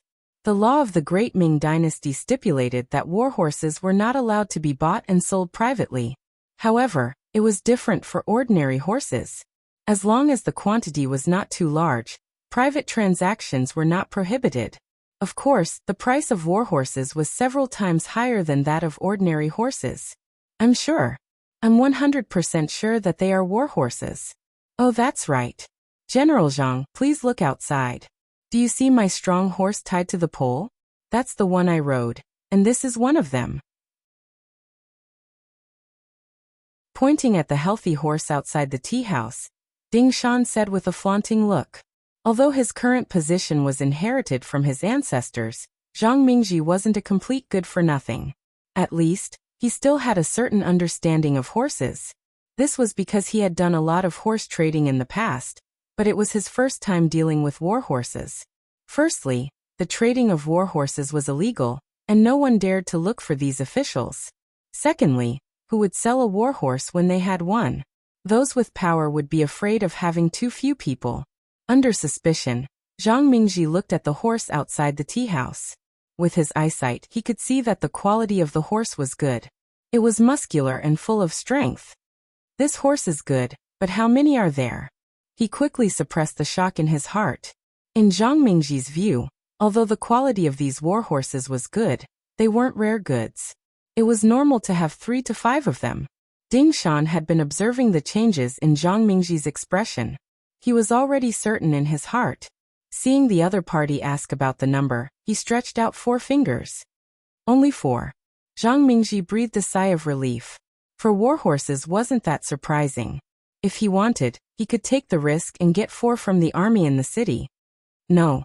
Ding Shan shook his head and waved his extended fingers. No. Then it's 40?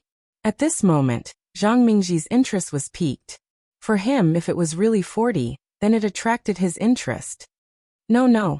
General Zhang, can't you think about the bigger picture? Ding Shan looked as if he was trying his best to guess and not afraid of being scared. Sitting across from him, Zhang Mingji was really frightened at this moment. Since Ding Shan dared to say so, then it definitely wasn't 40. Could it be 400? At this moment, Zhang Mingji couldn't stay calm. It wasn't that he hadn't seen 400 war horses before. Didn't the nearby Jianzhou left guard have 2,000 war horses? But that belonged to the Beiming imperial court, and these 400 were private transactions. If the matter was done, it would belong to him, and he could sell it to the army at a high price. He could even think of a way to snatch these war horses and give them to the Jianzhou left guard. It would definitely be a great merit. At that time, he might be promoted and become a true Qianhu. Don't underestimate the difference between a Qianhu and a Qianhu. There was a huge difference in power between the two. It was so big that some people couldn't achieve it in their lifetime. Zhang Mingji relied on his inheritance to become a Qianhu. It seemed that his starting point was very high, but if nothing unexpected happened, he might stop there for the rest of his life. When it came to his next generation, he wouldn't be a Qianhu, but a Qianhu. For his descendants, he was under a lot of pressure. At this moment, his thoughts turned many times. In the end, he made up his mind. This matter had to be done, and it had to be done well. As for the present, he would first stabilize Ding Shan's mind, and then make a plan later. Cough. For 100 war horses, right? Zhang Mingji's voice trembled slightly, indicating the excitement in his heart at the moment. Yes, it is 400, but I don't know if General Zhang can eat them all. If he can, how much silver can I give for each one? Of course, the quality is guaranteed. Each one won't be worse than the one outside. Pointing outside the tea house, Ding Shan still had a smile on his face. Yes, if there are no problems with the quality, it's only 400 war horses. I'll take them. At this moment, Zhang Mingji had to put on a rich and overbearing appearance. He couldn't show his cowardice and let Ding Shan doubt him. If that was the case, then this business deal wouldn't be able to be done. He also didn't ask where the war horses came from. This was the rule. The buyer didn't ask the seller where the goods came from. Because of this, there were many good and cheap goods circulating in the market. Okay. Ding Shan also had a very happy expression. Then he looked at Zhang Mingji with a longing gaze, as if waiting for him to make a bid. Zhang Mingji only thought for a moment before nodding. Okay, if there are no problems with the quality, I can give you 200 silver for each warhorse. How about it? In the normal market, an ordinary warhorse only cost around 30 silver. A warhorse's price was around 100 to 120 silver. The specific price depended on the warhorse's health and leg strength. But with so many warhorses, of course, it couldn't be treated like normal. Often, the more warhorses there were, the more expensive they were. But the price of 200 silver per warhorse was very sincere. It was even higher than the market price and the black market price. 200 silver per warhorse.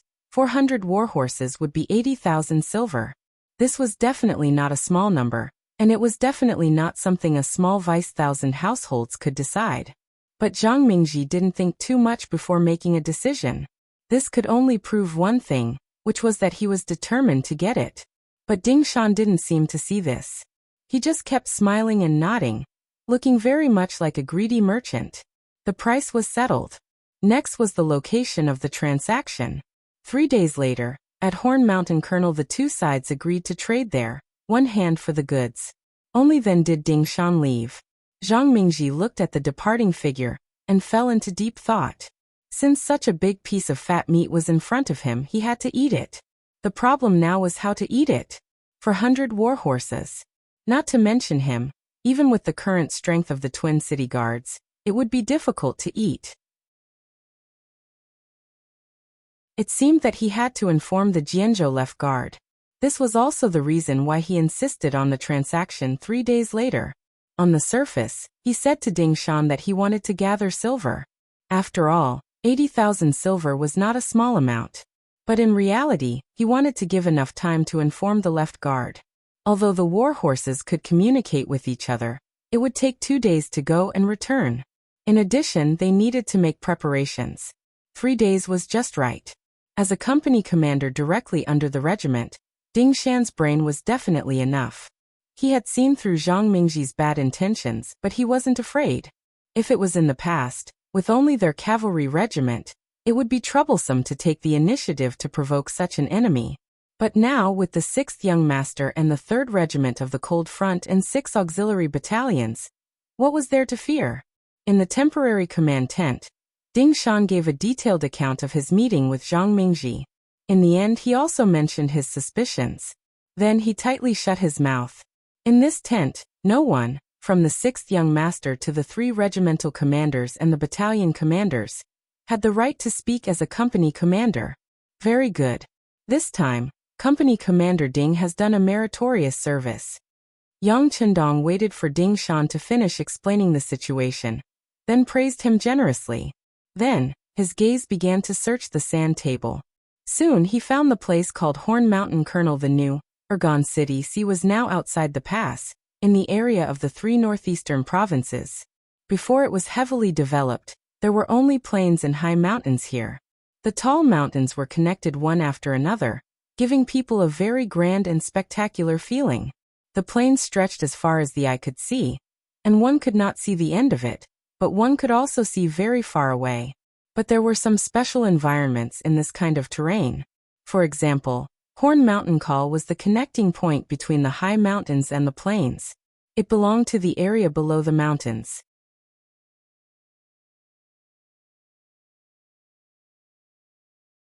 Chapter 638. With the mountain behind them, they could block the cold winds of the northeast winter. This kind of place was suitable for the local people to live in. Slowly, it formed a village of 100 families. The surrounding fields had also been properly developed. And this kind of place had a special characteristic. It was very suitable for an ambush. On one side of Horn Mountain Call was a tall mountain and dense forest. Imagine, if there was an ambush there, what kind of effect would it have? If they charged down from above, they would gain the upper hand. There was also a village at the foot of the mountain. They only needed to block the entrance to the colonel. Then wouldn't the people who came here be caught? Since Zhang Mingji had chosen this place for the transaction, he must have a plan. Perhaps he had already arranged spies in this Horn Mountain Call village. In other words, the other side had the upper hand. If Ding Shan dared to play any tricks, he would not be able to escape his eyes. How many enemies does the Twin City Guard have? How many troops will they send? After some consideration, Yang Chendong asked Wind Chaser, the leader of the cavalry regiment, who was standing at the side. Zhui Feng thought carefully and quickly gave a general answer. Replying to 6th Young Master, the Twin City Guard only has a single 1,000 households stationed there. There are only 1,000 or so people stationed there.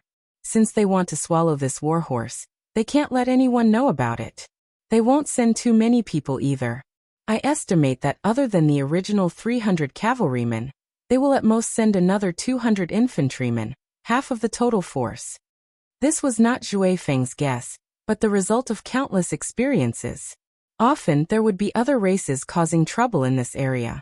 The nearby Baiming cities would often send half of their troops. After all, there were large amounts of people and things that belonged to them in the city. They could not just throw away the watermelon and pick up the sesame. They were also afraid of being lured away by the enemy and not even having a home to call home. Half of their forces? Easy. Yang Chendong naturally showed a confident smile after hearing this. A plan was slowly taking shape in his mind. About a quarter of an hour later, he looked at the sand table again and began to arrange the combat tasks. Battalion Commander Gao Danhua, you Company Commander Ding Shan, and Company Commander Su Yunxing will be in charge of dealing with the Baiming Army and Horn Hill Colonel. Remember, killing the enemy is a must, and taking their warhorses is your main goal. Of course, you cannot let a single person go and leak the news. Battalion Commander Deng Yu, Battalion Commander Ma Xiangshan, your 2 cavalry battalions will be in charge of dealing with the enemies of the Maolian guards who may come to help. If there are no accidents, they will definitely send 300 cavalrymen, so you must keep their warhorses. The rest of the people will be with this young master to ambush the main force of the Jianzhou left guard in the Stone Mountain area. Everyone should familiarize yourself with your mission and the terrain as soon as possible. If there is anything you don't understand, you can ask this young master at any time. With the advantage of superior forces, excellent equipment, and the surprise of the attack, Yang Chendong was 100% sure that he could deal a heavy blow to the Baiming cavalry. The key question now was how many warhorses they could keep. With his orders, the regiments, battalions, and companies quickly began to mobilize and divide the work before the battle. Only one day later, except for a company of auxiliary soldiers left to guard the supplies, the rest of the soldiers all moved out and went to their own targets. At the same time, a warhorse in charge of communication also entered the Jianzhou Left Guard's office. The commander of the Jianzhou Left Guard was called Chen Dula. He was a brave general and the only high-ranking general in the Jianzhou Left Guard's office that did not rely on inheritance. He had the official position of Baiming third-grade general. After Zhang Mingji and Ding Shan separated, they went to the barracks to find Qianhu Hiying. After a discussion, they both felt that with their own strength, it was impossible for them to take down 400 warhorses. They decided to report it to their superiors and asked the Jianzhou Left Guard and the neighboring city's Maolian Guard to send troops to help. As a reward, the Shuangqing Guard would get 150 warhorses, the Maolian Guard would get 50, and the Jianzhou Left Guard would get 200. There was no other way. The Jianzhou Left Guard was a Jianzhou Left Guard, and its strength was too great. If they were asked to help, they had to give enough benefits, even though they were family. But brothers still had to settle accounts clearly, right? As for the Maolian Guard, they only needed to send troops to help, and they would get 50 warhorses for free. No matter how one looked at it, it was a profit. In the Jianzhou Left Guard, Commander Chen Dula, who received the news, called over his fellow commanders Liang Xian, secondary grade 3, and Commander Tang Longtian, primary grade 4, to discuss how to cooperate with the Shuangqing Guard to take down these 400 warhorses. This is a piece of fat meat, he. Tang Longtian, who received the news, rubbed his calloused hands and laughed. This Shuangqing Guard is quite tactful, giving us half of the benefits. Since that's the case, I'll take action once. Later, I'll take 2,000 cavalry with me. Then everything will be easy.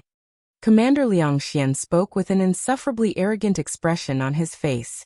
Liang Xian had inherited the position of Commander Liang Xian through the virtue of his ancestors. In reality, the Liang family was considered a wealthy and powerful family in Baiming, so ordinary people naturally wouldn't enter his eyes. This gave him a natural arrogance. Even in the entire Jianzhou Left Guard, there was no one else who could enter his eyes other than Commander Chen Dula. Under his arrogance and the powerful Liang family background, no one could stop him from doing whatever he wanted. Even if it was Chen Dula, who was half a rank higher, but because of the Tang family's background, as long as Liang Xian didn't go overboard, he would turn a blind eye. To be able to get 200 warhorses in one action was definitely not a small merit. Needless to say, Liang Xian wanted this merit and wanted to take action. What else could Chen Dula say? He also didn't think that there was any power nearby that could stop his 2,000 cavalry. Oh. There was a unit under the banner of the 5-star army that could be considered to have some power. They had more than 1,000 people, but the two sides had never directly dealt with each other. The other side also seemed to be very friendly towards Baiming, so there was no need to consider their threat. Besides, how could 1,000 cavalry be a match for his 2,000 elite cavalry? Since there was no danger, he would just let Liang Xian do what he wanted. Since Chen Dola didn't care anymore, Liang Xian naturally became the one who made the decision. He called over Hu Ji, a minor 5th-rank official, and had him gather 2,000 cavalrymen. The next morning, they would follow him to carry out the military mission. The matter was settled like this. From the beginning to the end, no one asked about the origin of the 400 warhorses. It had to be said that they were indeed very careless. Perhaps it was because the Baiming army had been ruling here for many years, and they were used to the feeling of having everything under control. The cavalry of the Jianzhou left guard decided to set off on the morning of the 3rd day, because the time of the transaction was set at noon. As long as they were fast enough, they would naturally be able to make it. However, Yang Qindong set the time of departure on the morning of the day before, which gave them an extra day to prepare. Based on this point, the Baiming army had no reason to be undefeated. Many people said that opportunities were prepared for those who were prepared. Not only were you weak, but you also didn't have enough preparation and time to prepare. How could you say that you were undefeated? Horn Mountain Call, on the morning of the 3rd day, suddenly became lively. The small area, which originally only had 100 households, suddenly had 300 Baiming cavalry, and the atmosphere became somewhat tense. The 300 cavalry were personally led by Vice Qianhu Zhang Mingji. He had no intention of hiding it. After all, the transaction this time was 400 warhorses. If they didn't bring enough people, how could they bring these warhorses back? He believed that even Ding Shan wouldn't be able to say anything after seeing this formation. Of course, on the surface, there were only 300 cavalry, but in the dark, on the back mountain of Horn Mountain Call, there were 200 infantry lying in ambush. If it weren't for the safety of the twin city guards, perhaps even Qianhu Hiying would personally make a trip. 300 cavalrymen and 200 infantrymen in the dark. This made Zhang Mingji very confident. In addition, the 300 cavalrymen of the Mao Lian Guard and 2,000 cavalrymen of the Jian Province Left Guard would appear one after another after receiving the news. This made him very confident. He believed that everything was under his control.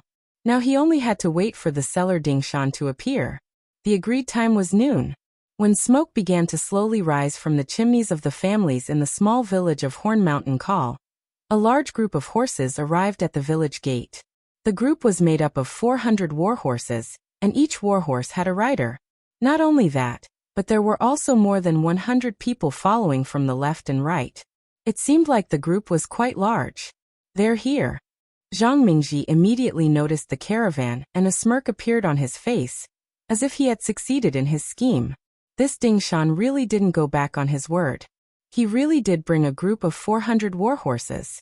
This person really was stupid, daring to trust him so much. At this moment, Zhang Mingji already viewed Ding Shan and this group of horses as a piece of fat meat that had jumped into a bowl. Although there were 400 cavalry and 100 men that appeared with the group of horses, he had already automatically ignored them. What kind of place was this? This was Baiming's slave Gandu Si, who dared to make an enemy of the Ming army here. Under the preconceived notions of an official, he didn't think that there would be people who dared to make an enemy out of them, or that they would be unfavorable to him. He didn't put any of the dangers in his eyes. All he saw were benefits and opportunities. Just as Company Commander Ding Shan and 2nd Battalion Commander Gao Danhua led 500 cavalry and 400 warhorses into the village, in the back mountains of Horn Mountain Call, a smokeless massacre was taking place. The ones being massacred were the 200 Baiming infantry sent from Shuangqing. The killers were the Reconnaissance Battalion Commander Su Yunsheng and his subordinates, 100 soldiers. With 100 elite reconnaissance battalion soldiers against 200 Baiming infantry, whose combat strength was only around third class, and also a sneak attack, there was no problem in winning. In silence, Baiming soldiers hiding in the forest were killed one after another. Many of the soldiers didn't even make a sound before they died. They didn't even know who killed them or what the killer looked like.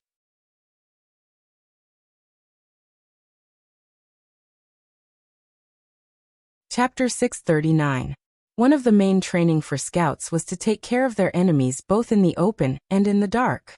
Facing these Baiming soldiers who were completely defenseless and in a scattered formation, it was too easy for them to complete their mission. They killed one person with a single slash. Any Ming soldier who had their mouth and nose covered by them from behind would have blood spurt out from their necks. Then they would fall into eternal darkness and die. The entire process was very smooth. Although the Baiming soldiers still discovered something in the end, when there were less than 20 of them left, it was already too late for them to counterattack. When the scouts pounced on them one by one like fierce tigers, everything was over. From beginning to end, the 200 Baiming soldiers did not make any loud noise, and did not alarm Zhang Mingji and the 300 cavalry at the foot of the mountain. In fact, even if they made a noise now, it was not important for the overall situation. Ding Shan and Gao Danhua, who had entered the village, had already received the signal from the mountain, and launched a cavalry attack. Battalion Commander Gao Danhua led her 400 cavalrymen, and charged forward at high speed. Company Commander Ding Shan led his 100 soldiers to guard the entrance of the village. Each of them held a long machete in their hands, looking like they were guarding the pass, preventing any enemy from escaping from here. The reason they chose Horn Mountain Call was because it was easy to enter and difficult to leave. It was to prevent Ding Shan and the others from suddenly escaping when they saw that the situation was not good. But now, they had to jump into the hole that they had dug for the other side. Get on your horses. Quickly get on your horses and prepare to meet the enemy. Vice Qianhu Zhang Mingji saw the sudden attack of the cavalry, causing the ground to tremble. At this moment he was really scared. He panicked and shouted at the 300 cavalry. The 300 cavalry from the Twin Cities did not expect such a thing to happen. They came here to receive their warhorses. Even if they wanted to fight, they had to wait for the cavalry from the Jian province left guard and the Maolian guard to appear together. What was the situation now? The reinforcements had not yet appeared, and they were about to start fighting? The cavalry from the Twin Cities were completely unprepared. Under Zhang Mingji's yelling, they all hurriedly got on their horses. Just as they were done, Gao Danhua's 400 cavalrymen were already within 100 meters of them. This was already within the effective range of the archers on horseback. Waves of arrows fell like raindrops, smashing into their bodies. Thump thump, thump thump. Before they were ready, dozens of northern Ming cavalrymen were shot in their vitals by arrows and fell from their horses. Some of the cavalrymen were quite lucky. Although they were shot in their vitals, they were not shot in their vitals and were still able to fight. Zhang Mingji was one of the luckiest. He knew that the situation wasn't good since he hadn't been hit by the arrows. He shouted again, "Counterattack with arrows! Prepare to counterattack with arrows!" The outcome of this cavalry clash was predestined from the very beginning. Against the unprepared, they were prepared for battle but unprepared. Allowing Zhang Mingji to yell and order them around was just a futile attempt to resist. It was only a distance of 100 meters. For the elite cavalry, it was just a blink of an eye. The poor Baiming cavalrymen were still taking out their bows and arrows from their quivers. Their opponents rushed over so quickly that they didn't have time to draw their sabers. Many of them were cut down by the cavalry. Under the protection of more than a dozen soldiers, Zhang Mingji was lucky enough to rush out of the battlefield and rush straight to the entrance of the village. His goal was very simple. He wanted to escape from here and then meet up with the reinforcements from the Jian province left guard and the Maolian guard. Then he would go back and slaughter Ding Shan and the others. Daring to have ideas about them, they were really courting death. Zhang Mingji had indeed forgotten that he also had ideas about the other party. He had even been prepared to steal horses and kill people, because he would never allow the news of him stealing goods and killing people to spread. But now his opponent was giving him a taste of his own medicine. Coming. Coming. Kill. Seeing Zhang Mingji leading more than a dozen cavalrymen to the entrance of the village, Ding Shan, who was guarding here, had a trace of excitement on his face. Then he waved his large saber, and directly went up to meet them. This 2-meter-long saber was also called a saber. It was one of the most common weapons used by infantrymen to deal with cavalrymen. With its length, as long as the timing was right, it could often chop off the front hooves of a high-speed warhorse and flip the enemy to the ground. Although warhorses were very precious, in times of danger, a person's life was even more important. It was only a dozen warhorses, so it was fine to chop them up. They couldn't let them escape. The 6th young master had given a strict order that none of the enemies who had seen them were allowed to escape. Swish. Swish. As the warhorses fell to the ground one by one, the Baiming cavalrymen also fell from their horses. Before they could do anything like turn over, a saber that flashed with a cold light had already landed on their bodies, chopping their bodies into pieces. They couldn't be more dead. Zhang Mingji's luck finally ran out. With his warhorse's front hooves cut off, he also fell from his horse. Then, what greeted him was 3 sharp sabers falling down. He didn't even have the time to ask who his opponent was. Why did they have the guts to go against the Baiming army? His head was separated from his body. At this moment he couldn't be more dead. 300 cavalrymen, they were either shot to death by arrows, fell in the path of the cavalrymen's charge, or died in the path of escape. In the end, not a single one was left. Gao Danhua and Ding Shan also didn't have any intention of keeping anyone alive. Whenever they discovered that a Ming soldier was not completely dead, they would go up and stab him. Their movements were fast and precise. It was obvious that this was not the first time they had done this. Fortunately, Zhang Mingji had already given the order that all the civilians in Hornhill Call could only stay in their homes. No one was allowed to go out. Otherwise, they would be killed without mercy.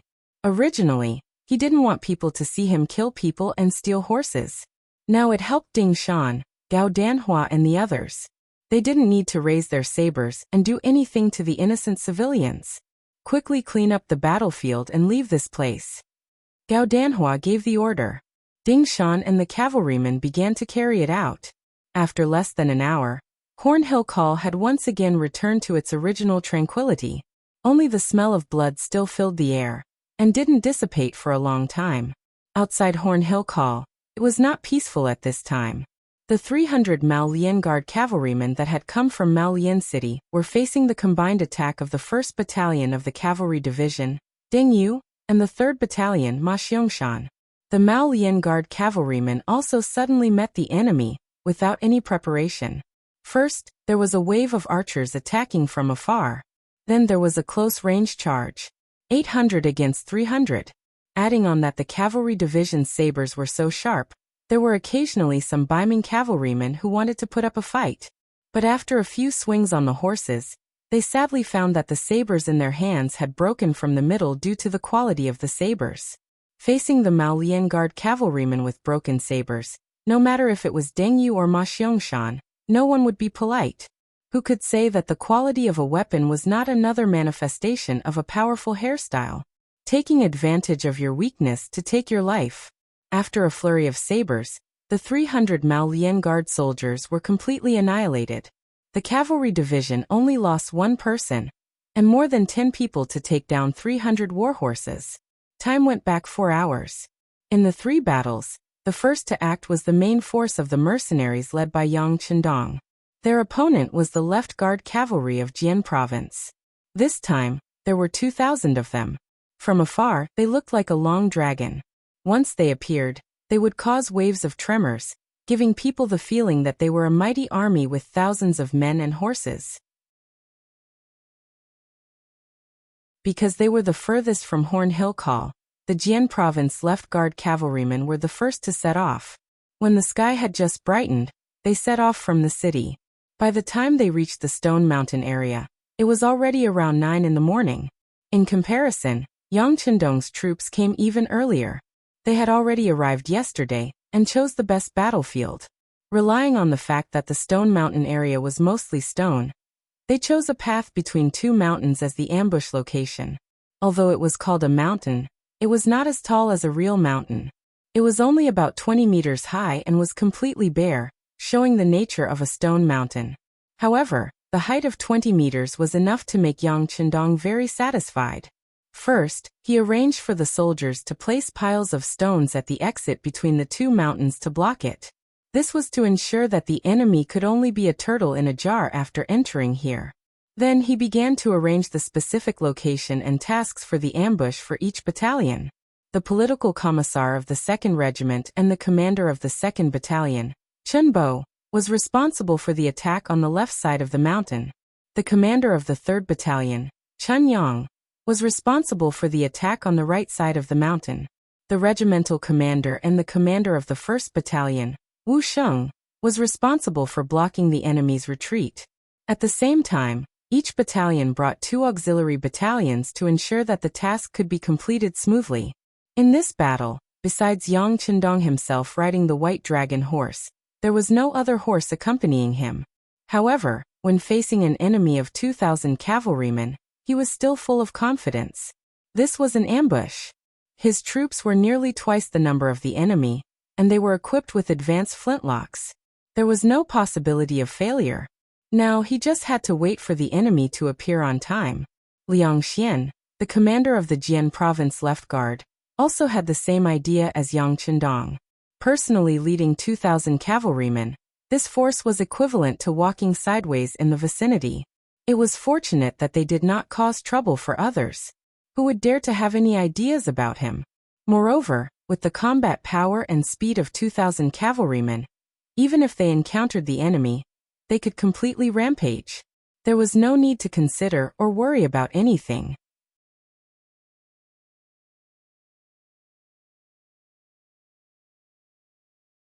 Chapter 640. With such arrogant thoughts, the 2,000 cavalrymen charged forward. Even though they knew that there was a section between 2 mountains, no one had the intention to change their path. After all, if all the cavalrymen charged forward, they would be able to pass through this section in 3 minutes. In the past, they didn't know how many times they had passed through this area, but they had never encountered any danger. There wasn't any danger in the past, and there shouldn't be any now. With such thoughts, the 2,000 Baiming cavalrymen charged forward with Wei Zhen and Hu Ji as the vanguard. In less than 2 minutes, the 2,000 cavalrymen had entered the ambush area. At this moment, General Hu Ji, who was charging at the front, had already seen the mountain rocks that were 4 meters tall blocking the road. Whoa! Hu Ji, who had stopped his horse, instinctively raised his head and looked around. Logically speaking, since there were rocks blocking the road, there must be an ambush nearby. However, no matter how he looked around, he couldn't see a single enemy. He also didn't expect the enemy to suddenly appear and wave their flags and battle cries. General, what should we do? Seeing that their path was blocked, the vanguard cavalry had no choice but to rein in their horses and put all their attention on Hu Ji. The situation isn't right, retreat. Hu Ji decisively gave the order to retreat. Although he could order the army to dismount and move the rocks in front of him away, he still felt uneasy. After all, the rocks were only 4 meters tall, and they should be able to remove the obstacles in front of them quickly. The soldiers naturally followed the general's lead. Since Hu Ji gave the order, the cavalrymen below nodded and prepared to retreat. At this moment, they realized that the cavalrymen behind them had caught up. Everyone was blocked in between the 2 mountains. Don't move forward, everyone, listen to my order. Turn your horses around and retreat. Seeing that more and more people were coming, the bad feeling in Hu Ji's heart grew stronger. He was anxious to get out of here. At the same time, he looked around from time to time. Although there wasn't a single enemy in sight, he felt that there were countless pairs of eyes watching him. On the left side of the mountain, Yang Chendong was watching everything that was happening at the foot of the mountain with Squad 1 and 2. With a leaf in his mouth, Yang Chendong put down the nightmare domain in his hand and sighed. The enemy's vanguard general is quite smart. Too bad I can't have it all. After sighing, Yang Chendong shook his head and threw the thought to the back of his mind. In the entire Great Ming Dynasty, there were naturally many capable people. Moreover, there were also countless people who were good at fighting. He couldn't possibly pull everyone into his camp just because he saw them. Besides, he already had a lot of elites in his hands. Just like the Ghost Sniper team and the Wolf Fang Special Forces, everyone was 1 in 100, 1 in 1,000, or even 1 in 10,000 experts. Bai Zhua, I have a mission for you. Kill the enemy's vanguard general for me. Yang Chendong looked to the right. A member of the Phantom Sniper Squad was lying on the ground. Captain Bai Zhua was also among them. He was holding a high-efficiency sniper rifle and preparing to shoot. Although there weren't many people in the northern part of the Great Ming Dynasty, they were all elites. For example, the Phantom Sniper Squad and the Wolf Fang Squad were brought along. As a member of the Special Forces in his previous life, he knew that real sharpshooters were made from bullets, and real elites were made from thousands of dangers. If you wanted an elite army, you shouldn't be afraid of losses. Only the mediocre would fade into the background, and the real elites would stand out. This time, he brought these two teams here to continue polishing them and training them. Often, actual combat was the best training ground. Don't worry, sixth young master. Bai Zhua knew that this was an opportunity for him to show off, so he immediately agreed. Then he began to adjust the muzzle and the sight. Taking advantage of this time, the third commander, Wu Sheng, led a battalion to completely cut off the retreat of the Baiming cavalry, and built a simple line of defense there. This was also the reason why Yang Chendong didn't immediately give the order to attack. He didn't completely block the enemy here. If he launched a sudden attack, the enemy might escape. Since they were already here, Yang Chendong had already reserved these 2,000 warhorses in his heart. If any of them escaped, it would be a flaw, and he wouldn't allow it to happen. Bai Zhua first measured the current wind speed, then he adjusted his breathing. At this time he was completely immersed in the wind. In his eyes, there was only one thing, and that was the target that was about to be killed. The stone mountain was no more than 20 meters high, and the muzzle of the gun was placed between two rocks. It was well hidden, and the distance between the two mountains was no more than 200 meters. For a sniper rifle that could shoot at a distance of 1,500 meters, or even further, this was not a problem at all. Everything was ready. Bai Zhua's right index finger was already placed on the hook of the rifle. Then he moved it bit by bit. Bang! The gunshot was fired. From the time Yang Chendong gave the order to Bai Zhua locking onto the target, it only took 6 to 7 seconds. In terms of speed, Bai Zhua was already an excellent sniper. Of course, if he could be faster, he would be an ace sniper.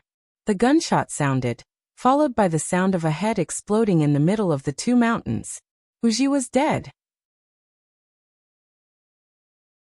Without any warning, without seeing who the enemy was, without even knowing where the bullet came from, he died in a daze. Perhaps at the moment of his death, he was certain that there was indeed danger here. Bai Zhua's shot was like a signal flare. The mercenaries who had been lying in ambush on both sides also locked onto the target, and began to fire continuously. After Wuxia's death, one by one, the Baiming cavalrymen fell off their horses and died on the ground. Enemy attack. Enemy. A centurion was still shouting loudly, but he quickly stopped halfway. There was no other reason other than that the bullet had already entered his body. He was already a dead man. How could a dead man speak?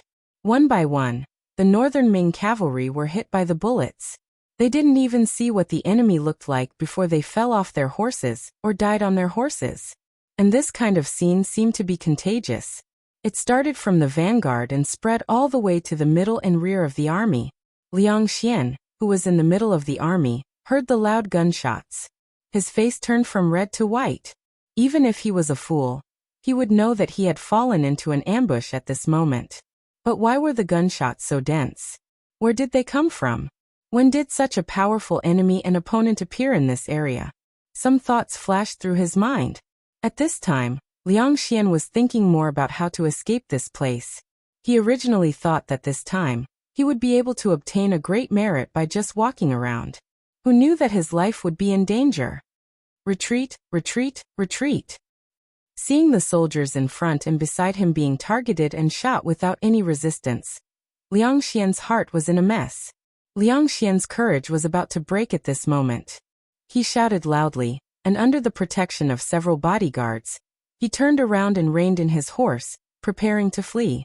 But no matter how fast he was, how could he be faster than a bullet?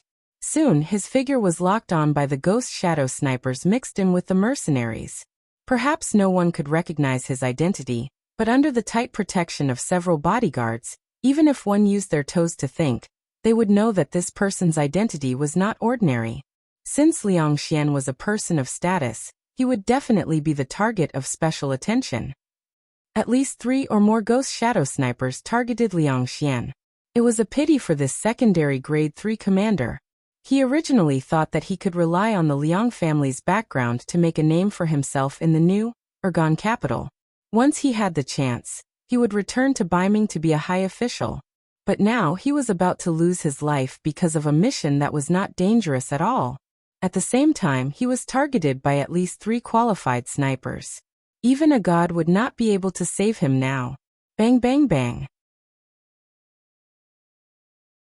Gunshots continued to be heard in the sky above the battlefield, but it was not as dense as before.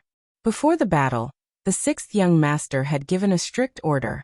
If one was not confident enough, they were not to shoot casually, and they were not to shoot any warhorses. This made some soldiers who were not confident in their marksmanship take the initiative to put down their guns. They could only watch and see how others were performing. Under another round of gunshots, the bodyguards protecting Liang Xian fell from their horses one by one, revealing the general's figure. Bang bang. 2 sniper shots rang out at the same time, hitting Liang Xian's head and heart respectively.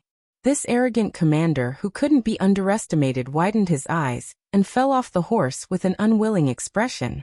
Even in death he did not know who killed him. He had the same unwillingly thought as Vice Qianhu Zhangmingji. The vanguard, middle and rear troops all fell from their horses and died under the waves of gunshots. Only a small portion of the rear troops reacted quickly and turned around to escape the 2 mountains. What awaited them was not a ray of hope, but a heavy defensive line set up by Wu Sheng's main battalion and 2 auxiliary battalions. Hit them hard. Finally seeing the enemy appear in his line of sight, Wu Sheng, who had been waiting for a long time, gave the order. Hundreds of gunshots sounded at the same time, and the bodies of the Beiming cavalry that appeared in front of them were filled with holes. Their bodies were like a hornet's nest, and then they fell off their horses one by one and died. All that was left was the constant neighing of the war horses, as if they were calling for their masters to get up and get up quickly.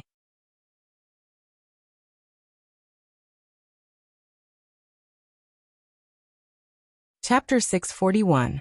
A total of 2,000 Northern Ming cavalrymen were surrounded by 4,000 elite mercenaries. From the beginning to the end of the battle, all of them were killed in less than 2 hours. Only a few dozen cavalrymen were seriously injured and fell to the ground. When the mercenaries cleaned up the battlefield, they were killed without a doubt. 6th young master, out of the 2,000 horses, only 24 were grazed by bullets. The rest are unharmed. Our army has no casualties. Wu Sheng trotted to Yang Qindong, who had already gone down the stone mountain, and made a salute to report the results. Didn't you say not to hurt the horses? Hearing this result, Yang Qindong shook his head in dissatisfaction. However, he knew that since it was a battlefield, nothing could be perfect. Okay, tell all the brothers to record the contributions, and reward them according to their contributions. Now take all the warhorses away and bury all the enemy corpses in the pit we have prepared long ago. The Battle of Stone Mountain was a victory. With careful planning, excellent weapons and strong military quality, they caught the enemy off guard. They killed 2,018 enemies and captured 2,018 horses. With this victory, the mercenaries withdrew from the mountain and headed straight for Sea Town. It was time to leave. Although there was a lot of military resources, with so many horses, it wouldn't be too hard to carry the equipment. Yang Qindong, who was the first to act and the first to returned to Sea Town. After putting all the resources on the horses, he left Sea Town and went through the defense line between Twin Cities and Malian City. He headed straight for his new destination, Narcissus Town, which was one of the main habitats of the Swanee tribe. During the 5 dynasties, the Khitan people called the Blackwater Swanee the Jurchens. From then on, the name Jurchens replaced the Swanee. In the Liao dynasty, they changed the name to Straight Women. Whether it was Jurchens or Straight Women, the Swanee tribe was the predecessor of the Jurchens. Yang Chendong chose this location not only because he heard from Zhui Feng that there were a lot of warhorses here, but also because he remembered that the last feudal dynasty of the Great Ming Dynasty was destroyed by them. He came here in advance to deal a blow to them. The Windchaser Cavalry Regiment had long understood the 6th Young Master's battle plan.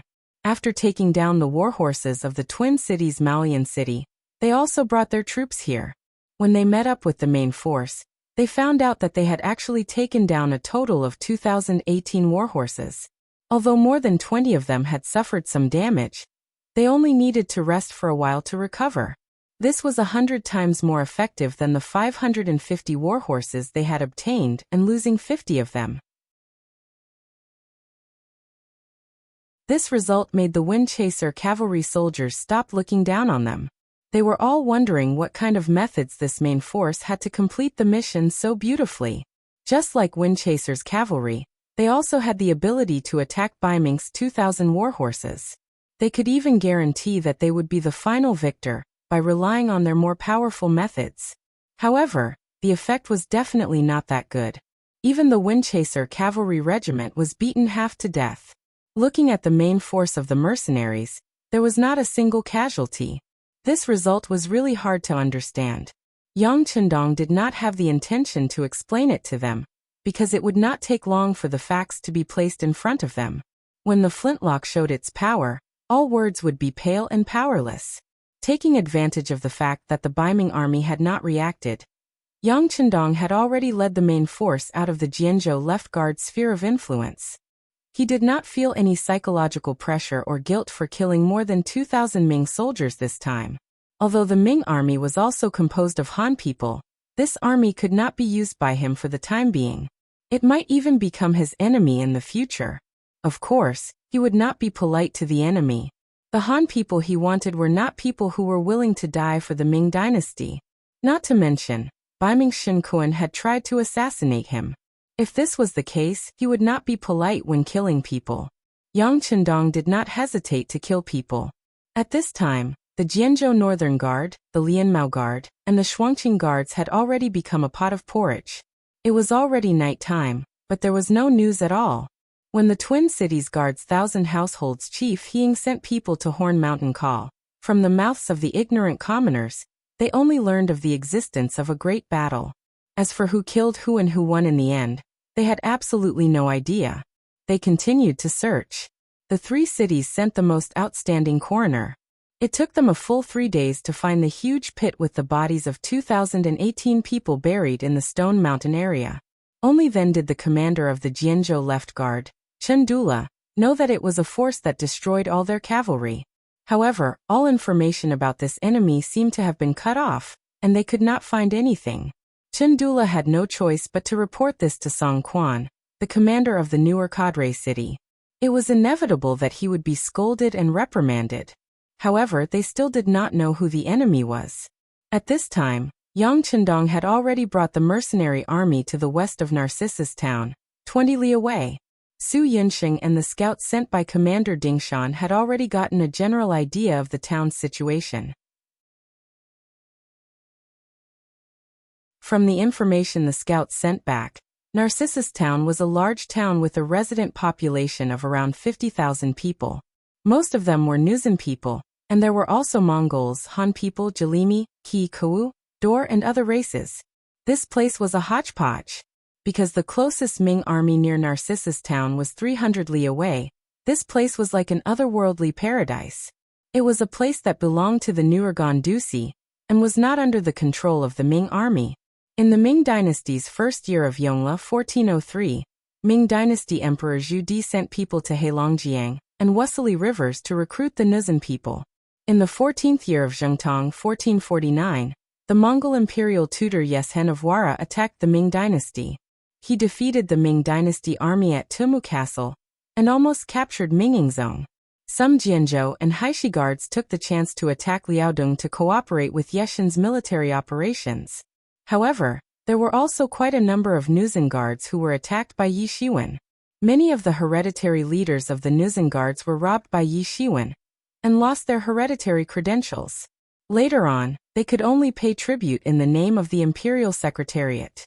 However, the rewards they received were much less than before. However, after the Ming dynasty split into north and south, the Nuzan people here started to get restless. Since then, the Ming dynasty's pressure on the Nuzan started to weaken, and they slowly lost control. Some leaders even dared to challenge the Ming dynasty and rob the Liaodong region. It was around this time that the Nuzan language was lost. The Nuzan people mainly used Mongol as their written language, and a small portion of them used Chinese. What was different from history was that the Jianzhou Guards, Jianzhou Left Guards, and Jianzhou Right Guards formed a strong tribe under the Ming dynasty. The appearance of the Jianzhou Three Guards marked the formation of the Manchu people and the expansion of their power.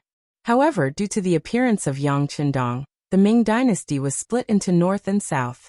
Baiming gave more support to New Organdusi, so the Jianzhou Three Guards were still in the hands of Baiming. Speaking of which, if Narcissus Town wanted to not be controlled by the Ming dynasty, it was impossible to rely on its location. Another reason was that there were two strong cavalry forces here. The strongest one was under the Nuzan's command, and the weaker one was under the Mongols' command. From the information provided by the scouts, the Nuzan's commander was called Borte. He had 4,000 cavalry under him, and even the surrounding Baiming guards were afraid of him. The Mongol general was called Bagan. He had 2,500 cavalry under him. Although he was slightly weaker than the Nuzan, he had a strong background and power as a Mongol. Most of the time, even Borte had to give him some face. 6,500 elites who were good at riding and archery were already more than the 5,600 Baiming guards. Unless Baiming was willing to send out 3 or more guards, it would be difficult to take advantage of the situation here. In fact, some of the nearby Baiming guards were also from the Nuzan tribe. If they were to attack Narcissus Town, it was guaranteed that they would not help. They would even inform the Baiming beforehand. This was also the reason why Narcissus Town existed, and why Baiming did not come to raid. Raiding referred to plundering resources through war. It was usually used by nomads, but it was also used by Baiming against Narcissus Town. Narcissus Town continued to develop in its own way due to its unique geographical environment. Their main way of life was hunting, fishing, or raising various kinds of livestock for a living. Among them were horses. In fact, many of these horses were born from wild horses, which made them the best choice for war horses in the future. The reason why Yang Qindong came to Narcissus Town was because of the horses that they raised. If he could get his hands on them, there was a high chance that they could become war horses. This would greatly increase the mercenaries' ability to survive on the grasslands. 6,500 cavalry. Yang Qindong shook his head after reading the information that the scout sent back. It was difficult for him to take down so many cavalry in one go. Even if he could, he would have to consider his own casualties. Whether it was the Nuzan or the Mongol, they were not his main opponents. It was not worth it and meaningless to waste his energy here. How about this? Let Commander Ding Shan go and see how many war horses he can buy from them. As long as they meet our standards, we will leave this place and head to the Tatar region. He had no intention of fighting with the Nuzan and the Mongol.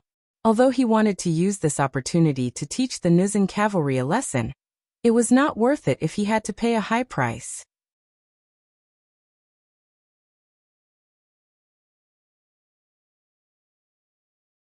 Chapter 642. Yang Qindong didn't want to make things difficult for them. Ding Shan received the order and went to Narcissus Town 20 miles away. He reported his name and said he wanted to meet the general of the Nuzan division, Borte. He didn't mention Yang Qindong and the mercenaries' names because this place was ill-informed and didn't know what they were talking about. This time, Ding Shan reported that he was from the Red Banner Army. The Red Banner Army had some influence in the Nurgan Dusi region. The Nuzan cavalry reported Ding Shan's identity to the general. Borte was currently in a large house with 2 of his generals. They were discussing how to deal with the Mongol general, Bagan. During this period of time, Bagan had started to recruit soldiers again. He had actually attracted the attention of most of the young men in the town by offering them 5 taels of silver and 20 kilograms of meat for a month's service. It was said that many people had already signed up. Once Bagan's influence expanded, he would become a threat to Borte. This was something he didn't want to see. Moreover, Bagan had already broken the rules. According to the agreement, no matter who it was they could recruit, but the standard of treatment was the same. 2 taels of silver and 5 kilograms of meat a month. Under the same standard, the townspeople could join whichever side they wanted. That being said, the Nuzan division had 4,000 cavalry while the Mongols only had 2,500. With this comparison, the people who wanted to join the army naturally knew which side to choose. Choosing the strong over the weak, this was the mentality of most people. In this way, the so-called fairness did not exist. This made Borte stronger and stronger, and Bagan weaker and weaker. Left with no choice, Bagan could only break the rules. He was willing to pay more just to attract more people to join his cavalry. A burly man was sitting to the left of Borte. After hearing the general's words, he slammed the table and said with an irritable tone, "Bagan is breaking the rules. Since that's the case, I suggest we send troops to beat him up and let him know who has the final say in Narcissus Town." "General Hulu, please calm down." Borte wasn't angry when he saw how impatient his subordinates were. Instead, he was secretly happy. He liked people like Hulu, who was straightforward and didn't hide anything. When he used such people, he felt more assured. General Hulu had already expressed his opinion. Borte's gaze fell on the man on his right. This man's name was Huilibu, and his thoughts were clearly much deeper. Huilibu didn't immediately express his decision. Instead, he pondered for a moment and said, "Of course we don't care about Bagan. We have 4,000 cavalrymen. As long as we attack, they won't be able to hold on for long. They will be defeated in the end.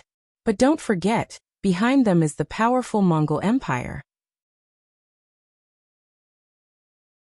Although their territory is far from here, once the news spreads out, who can guarantee that they won't have any ideas about us?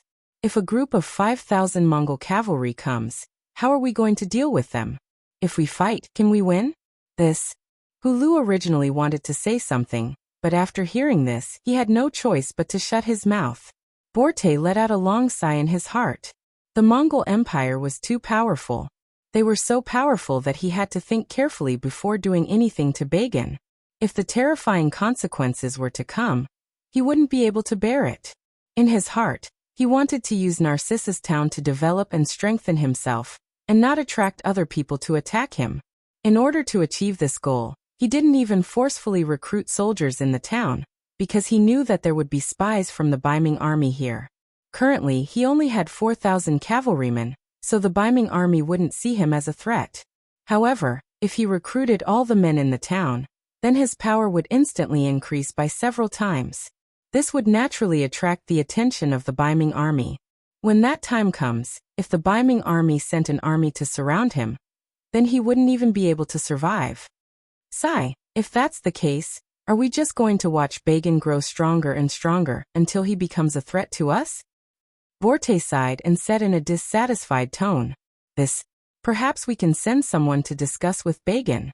After all, it's not like we can't make the same offer. At worst, we can do the same. I'm sure the men in the town will still choose to join us," General Huilibu said in a testing manner. Although due to the environment, they didn't have a lot of money, but it wasn't like they didn't have any. If they were really desperate, they could make the same offer. At worst, both sides would suffer losses. "Looks like we have no choice but to do as he said." Borte nodded. This was the result he had expected. However, this way the amount of money he had would shrink by a lot. If this continued without enough income, he might not even be able to afford military expenses one day. Just as Borte nodded and made his decision, a soldier walked in from outside and knelt on the ground.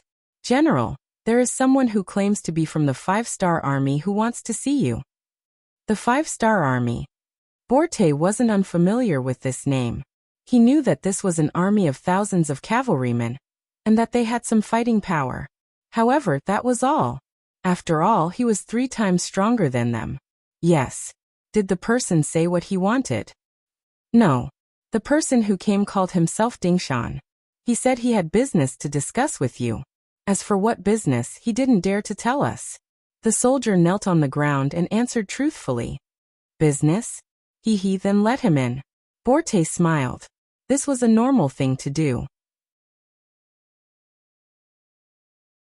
This was because they could get green mouse fur, as well as things that were urgently needed outside like gerfalcon and pearls.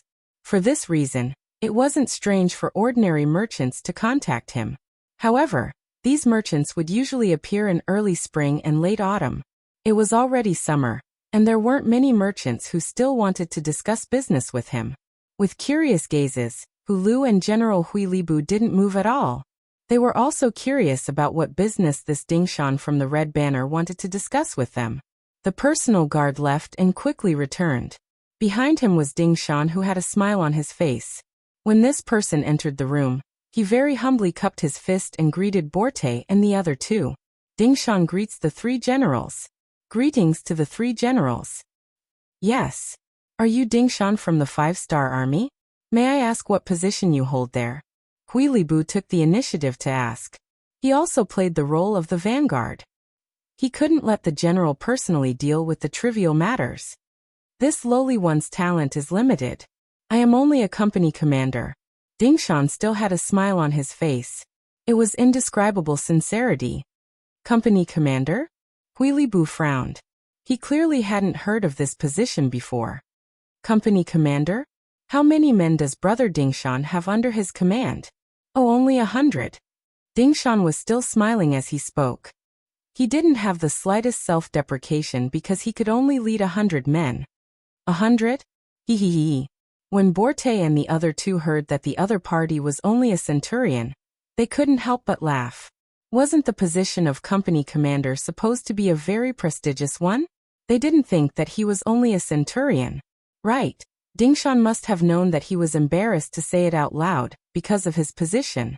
That's why he purposely said that he was a company commander. In the end, the three of them still saw through his identity. Sai, who knew what the 5-Star Army was thinking. They actually only sent a centurion to meet him. Were they looking down on him? Borte and the other two seemed to have thought of something. A trace of anger appeared on their faces. When Ding Shan saw this, he naturally knew that their hearts had changed. He sighed in his heart.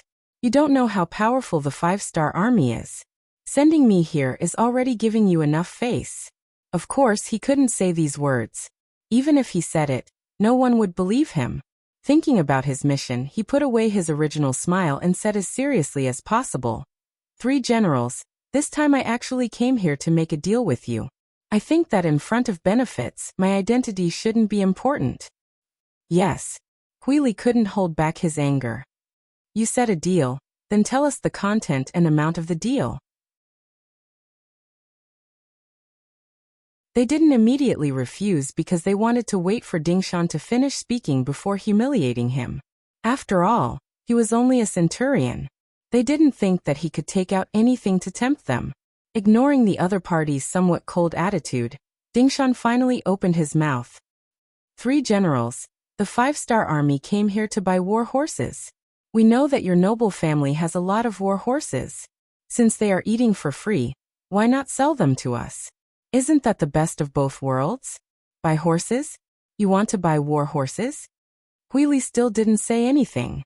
Then he laughed and said, Ding Company Commander, right? How many horses do you want? What price can you pay? He purposely emphasized the word few to mock Ding Shan. With his identity as a mere centurion, what could he do?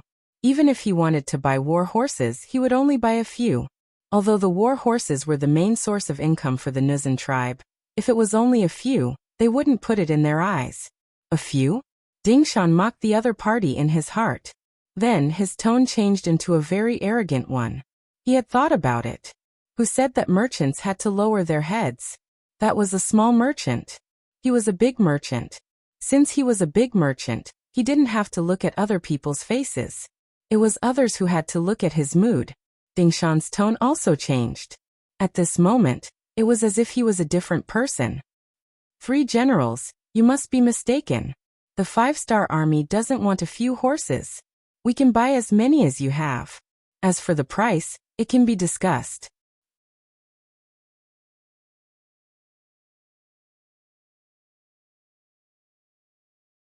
Chapter 643. Originally she didn't care. If it wasn't for the fact that she didn't want to make enemies, she would have already kicked Ding Shan out of here. Ding Shan was just a small force with only 1,000 soldiers. She wasn't afraid of him. But all of this changed with Ding Shan's words. As if he thought he didn't hear it clearly, Borte asked, "Wait a minute. What did Company Commander Ding say?" Seeing that even Borte was shocked by him, Ding Shan's sense of superiority immediately increased. Thinking that a big shop can bully customers, but at the same time, a big customer can also bully the shop. He regained his previous smile and said, "I said that there is no limit to the number of warhorses you can buy. We will buy as many as you can provide. The price will also satisfy you." Hiss. This time they heard it clearly, but because of this, Borte and the other two sucked in a breath of cold air. They didn't expect the 5-star army to be such a big customer. They also didn't expect them to be so rich. Borte was just worried that he didn't have enough money to face the Mongol army. He didn't expect that the heavens would send him a god of wealth so quickly. Borte, who didn't care about the other party before, immediately smiled. "Haha, come, prepare a seat for Company Commander Ding." Just a moment ago, Ding Shan had been standing in the middle of the hall, surrounded by Borte and the other two. It was as if he was being interrogated by the 3 judges. Now that he heard that the other party was strong, his attitude immediately changed. This was the effect of strength. Immediately, a bodyguard entered the main hall and brought over a long table. A blanket was prepared for them to sit on. Ding Shan didn't regard himself as an outsider. He cupped his hands and smiled to express his gratitude. Then, he sat down at the long table and casually picked up a bowl of wine on the table and poured it into his mouth. Then he praised the wine. Ding Shan purposely displayed a heroic appearance, and even when he drank, he downed a bowl in one gulp. This instantly attracted the goodwill of Borte and the other two, especially Hulu. He was originally a straightforward person, and when he drank he naturally liked to drink to his heart's content. Seeing that Ding Shan seemed to be a kindred spirit, he laughed heartily and revealed a sincere smile. Drinking a bowl of wine with him from afar. After drinking 2 bowls of wine in a row, Ding Shan's expression didn't change, nor did his heart beat wildly. He looked at Borte, who was sitting at the head of the table, and said with a smile, "General, can we discuss the price and the number of war horses?" "Okay. Now that Company Commander Ding has taken the initiative to come here, you can name the price," Borte said with a smile, looking like an old fox. The other party wanted to listen to his opinion. This was a matter of planning before taking action. Ding Shan did not have any objections to this. After all, this was the other party's territory. Of course, he would let the other party have the final say. "Okay, since the general has spoken, then this little one will name the price. For a batch of good quality warhorses, we offer 120 taels. This is already the highest price in the market. As long as the warhorses arrive, we will pay the money. It's only a few 100,000 taels of silver. Our 5-star army doesn't have anything else, but we have a lot of money. Ha ha ha." Ding Shan was very confident. Borte and the other two also believed in this point. If the other party didn't prepare enough money, then what right did they have to talk about cooperation? Besides, if they didn't have enough money, then weren't they afraid that they would flip out? One must know that this was the Jurchen's territory. Moreover, their military strength was several times greater than the other parties. No one would take the initiative to provoke such a powerful existence. As for the price of 120 taels of silver for a horse, this was indeed very fair. In the market, ordinary horses were usually sold for around 30 taels of silver. War horses were usually sold for 100 to 120 taels of silver. Very few excellent horses could be sold for a sky-high price of 150 taels of silver. However, that was referring to the price of delivery. This time, the other party had taken the initiative to come to Narcissus town. Therefore, they only needed to hand over the goods to the other party. Just this alone would save them a lot of transportation costs and risks. From this point of view, 120 taels of silver was indeed tempting. However, in this world, who wouldn't want more money? Since this was a business that was delivered to his doorstep, and Ding Shan looked like he was determined to get it, Borte naturally had no reason to let it go easily. Therefore, Even though his heart skipped a beat when he heard the price of 120 taels of silver for a warhorse, he did not show it on the surface. He shook his head and said, "The price is too low." Ding Shan had naturally thought deeply before offering 120 taels of silver for a horse. Yes, Zhang Mingji had indeed seen the price of one warhorse at 200 taels of silver. However, the other party had no intention of doing business with him.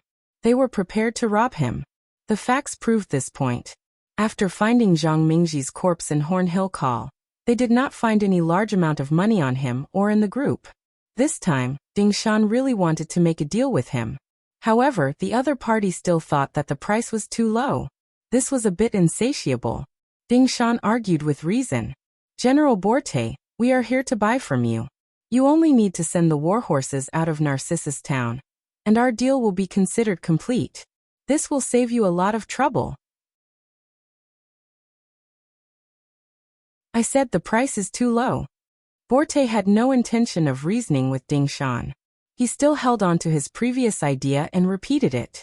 Ding Shan really wanted to leave in a huff. He could see Borte's greed.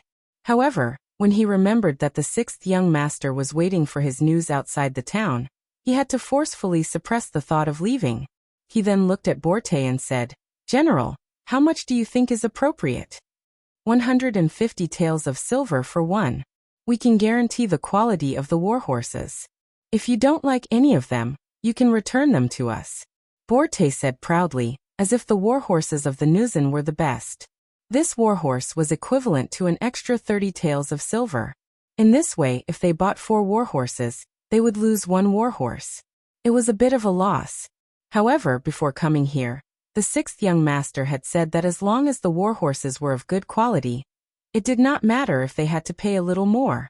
What the mercenaries lacked now was warhorses. They could not afford to delay important matters because of a little money.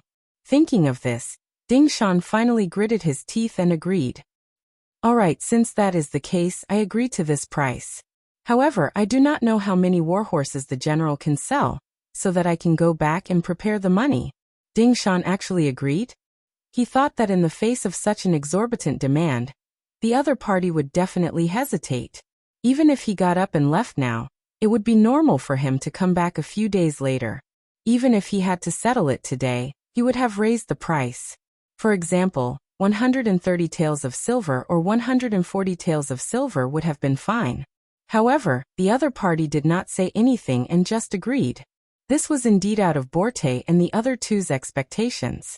However, at the same time, they were overjoyed. If one warhorse could be sold for an extra 30 taels of silver, they would be able to make a lot more money. With this money, wouldn't they be able to compete with the Mongol army on the issue of new recruits? Oh good. Company Commander Ding is indeed a straightforward person. Since that is the case, this general will also be a little more generous.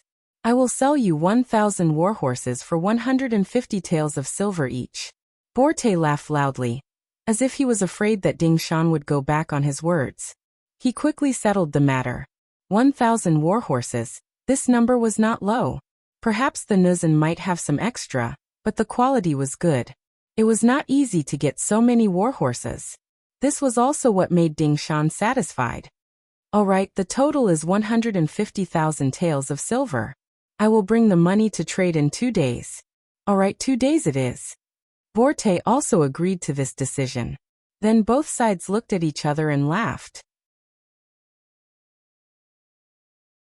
After the business was finished, Borte originally wanted to ask Ding Shan to stay for a meal, but the other party said that he had something else to do and refused. After leaving the Nuzan's camp, he went to the Mongol camp. Very quickly, he also finished the business of 1,000 warhorses. The only difference was that the other party accepted the price of 120 taels of silver each. Ding Shan's actions naturally did not escape Borte's eyes. When he knew that this person had gone to the Mongol camp to do business, his expression became somewhat ugly. He originally thought that with this amount of money, he would be able to compete with the Mongol Bagan. However, the other party also sold 1,000 warhorses. Although the price was lower than his, it was impossible for him to increase the gap between them. This made him somewhat discouraged. However, at the same time he was also interested in Ding Shan and the 5-star army. This team was really rich. They were willing to spend 200,000 to 300,000 taels of silver, without even blinking. This made him feel a great deal of envy and jealousy. General, I have already arranged for people to follow Ding Shan. I believe that the information regarding the 5-star army will be sent back soon. Hui Libu seemed to have seen through Borte's thoughts and took the initiative to add this sentence. Very good. Then let's wait and see how strong this 5-star army is. Don't show off your wealth. If you don't have enough strength and still dare to show off like this, then you are not doing business. You are seeking death. At this moment, Borte's ambition had already begun to swell. He was eyeing the large amount of money in the hands of the 5-star army. After Ding Shan finished the business with the Nuzan and the Mongol, he left Narcissus town and walked towards the mercenary camp 20 li away. He was the commander of a company under the direct command of the regiment. Normally he would be a scout and scout. Naturally, he had already discovered that there was someone following him. However, he did not care. If it was in the past, he would have been more careful. Now that the 6th young master was here, their strength had increased greatly. What was there to be afraid of? Ding Shan quickly rode back to the camp. Behind him, the scout sent by General Hui Libu looked around the mercenary camp. After seeing the general situation, he also left. Not long after, the information regarding the mercenary camp was passed to Borte and Hui Libu.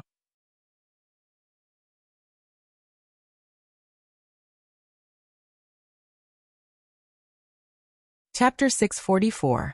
3,000 cavalrymen, 2,000 infantrymen, and many horses were used to transport goods? Borte and Huili looked at each other after hearing the report from their spies. This was different from what they knew about the 5-star army, which only had a little over 1,000 cavalrymen. Of course, if they knew that Yang Chendong had originally planned to equip all the soldiers with war horses, it would be best if each soldier had 2. However, due to the limited number of war horses, the 3 cold vanguard regiments and 2 auxiliary battalions were converted into a cavalry regiment. The remaining horses were not suitable to be war horses, and could only be used to transport goods. If that was the case, they wouldn't be interested in the 5-star army. This force should be the 5-star army's newly expanded force. They shouldn't have much combat power. If we can catch them off guard, we can definitely defeat them. Not only that, we can also obtain their money, war horses, and even their soldiers. When that happens, our forces will almost double. When we face Bagan, the pressure will be much greater. Huili muttered to himself for a moment before becoming excited. The greater the difficulty, the greater the result. Huili's words coincided with Borte's thoughts. He immediately made up his mind and said with a ferocious expression, "All right, we should also make some preparations. How about this? Mobilize the cavalrymen. In 2 days, we will use the trade as an excuse to take over the enemy." In the mercenary camp 20 miles away from Narcissus town, Ding Shan reported the details of his trip to Yang Chendong and the other battalion commanders. When they heard that Borte had offered 150 silvers for a war horse, many of the officers were enraged. It was obvious that they were angry at Borte's exorbitant demand. He was clearly treating them like fat sheep to be slaughtered. Yang Chendong didn't feel much about it. It was just an extra 30,000 silvers. He really didn't care about it. However, he had seen and remembered Qi Taiying's greed. Once he had the chance, he would definitely repay Qi Taiying for what he had done today. Yang Chendong only wanted to settle this matter first. He didn't want to immediately become enemies with Borte. Borte's strength wasn't weak. Unless they used firearms, they wouldn't be able to take advantage of him. Besides, even if it was just because of 30,000 taels of silver, there was no need to start a war. This excuse was not enough. However, no one expected that an excuse would appear so quickly. Su Yunsheng, the commander of the reconnaissance battalion, appeared in the large tent and delivered the news he had just received from Narcissus town to Yang Chendong and the other officers. 6th young master Nuren is making a move. Our people spent a lot of money to get in touch with some of the Nuzan's cavalry. We just got the news from their mouths. In 2 days, they will be moving out in full armor. As for who the target is, the higher-ups didn't say. As soon as Su Yunqing entered the tent, he reported the first-hand information that the scouts had received. Armor was usually only worn during military operations. After all, the heavy armor wasn't very comfortable to wear. The operation would take place 2 days later. It was probably very clear who the target was. No one would believe that the Nuzin would have other military plans 2 days later. Ha ha ha. Yang Chendong couldn't help but laugh when he heard the news. He had indeed come to Narcissus Town to buy a horse. This place was quite far from Baiming's garrison. Not only would there be fewer restrictions on buying a horse here, it wouldn't attract too much attention either. At the same time, he also wanted to see the Nuzin's strength. However, he really didn't want to start a war here. It wasn't worth it. However, if others took the initiative to provoke him, then the situation would be completely different. Were mercenaries afraid of trouble? Obviously they weren't. As long as they were angered, no matter how strong the opponent was or what they looked like, there was only one word: fight. Now Yang Chendong had the elite Cold Vanguard 3rd Regiment in his hands. Reality proved that although the Wind Chaser Cavalry Regiment wasn't the strongest, and wasn't at the level of a first-class regiment, it was still possible for them to become a first-class regiment. If the Nuzin still dared to target him with such a strong army, it could only mean one thing. The other party's appetite was too big and too greedy. It was no wonder that in history, they had the idea of targeting the great Ming dynasty more than 100 years later. This was their nature and it wouldn't be easy to change. It was a pity that they had provoked mercenaries this time. Yang Chendong wasn't going to be polite to them. With the number of cavalry he had, he might have to pay a high price to attack the other party. However, if he had to defend himself, it would be much easier. When Yang Chendong laughed, Tiger's Mane and Beta Persei, who knew him better, also laughed. This was the 6th young master's signature move. This kind of laughter showed that the 6th young master was angry. The consequence of being angry was definitely going to be a big battle. Both of them loved to fight, so they were naturally happy. Come everyone, don't leave. Let's discuss the military battle plan in 2 days.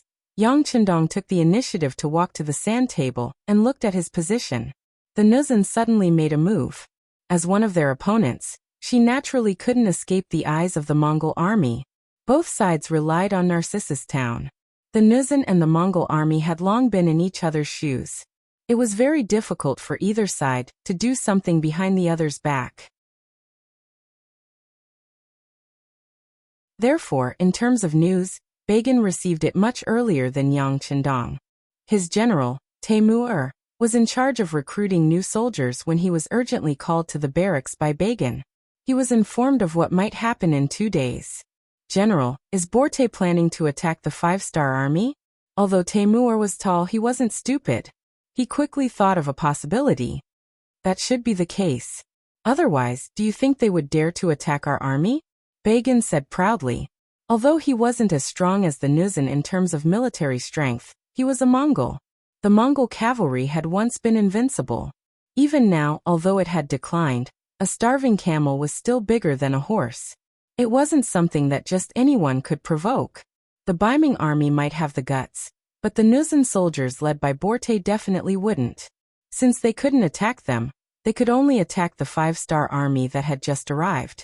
When Ding Shan appeared here today, he looked like a child of wealth. It was no wonder that Borte and the others would have such thoughts. Taimur found out from Bagan that Ding Shan wanted to buy 1,000 war horses. He couldn't help but worry. General, it seems like the 5-star army is very rich. However, the more it is so, the more we can't let them succeed. Otherwise, once they obtain the 5-star army's resources, their strength will become unstoppable. The gap between our two sides will only widen. This will be disadvantageous in the future. That's right. Bagan nodded heavily. This was the reason why he called Taimur over. General, what do you plan to do? Taimur knew that since Bagan had made his intentions clear, he must have thought of a countermeasure. However, he didn't know what to do next. Bagan didn't answer immediately. He seemed to be hesitating as well. After a few breaths, he said, "We have 3 options now. First, we take the initiative to look for Borte. Since there are benefits, we naturally can't let them take it all for themselves. We can work together to eliminate the 5-star army and share the benefits. Second, we can work together with the 5-star army and fight Borte together. This way, we can achieve our goal of severely injuring him. From then on, we will become the strongest force in Narcissus Town. Third, we can secretly inform the 5-star army of Borte's intention to attack, and wait until both sides are heavily injured before we suddenly attack and reap the benefits. There were 3 options to choose from. At this moment, Temur was silent. He was considering the feasibility of the 3 options in his mind. The first option didn't seem to make sense. They could obviously take all the benefits for themselves. Why would the Nuzan share the benefits with them? At least if it were them, they definitely wouldn't be willing to share the benefits with others. As for the second option, although it might severely injure the Nuzan, the benefits would be very limited. Without money, they wouldn't be able to expand. If Narcissus Town didn't have a strong force, it would only attract the attention of the Baiming army. It might even cause them to send troops to deal with Narcissus Town. On the other hand, there was only the third option. If it went well, not only would they be able to get rid of Borte, but they would also be able to obtain enough money from the 5-star army to develop themselves. As long as they had money, they would be able to attract more people to join them. Once their force grew, it would be much more difficult for the Baiming army to deal with them. This was the only way for them to develop and survive. The third option. Temur made his decision after weighing the options in his mind. Very good. Bagan laughed and nodded. It was obvious that he was leaning towards the third option. Now that he had reached an agreement with Temur, they could go and make preparations. They were like the mantis stalking the cicada, unaware of the oriole behind. Not long after the 2 generals reached an agreement, a Mongolian scout quietly left Narcissus Town and went to the mercenary camp 20 miles away. He passed on the news that Borte might deal with them in 2 days. In the tent, Tiger's Mane politely sent the Mongolian scout away. He then returned and stood beside young Chendong. Young master, you've guessed correctly. It seems that the Mongolian army has a lot of ideas. Haha, this is a world where the strong prey on the weak. It's normal for them to have a lot of ideas. The key is still strength. Without enough strength, even if you're smart, you can only protect yourself. Yang Chendong maintained a confident smile on his face. He had said before that it was impossible for the Mongolian army to not interfere in such an important matter. Not long after he said that, they indeed made their move.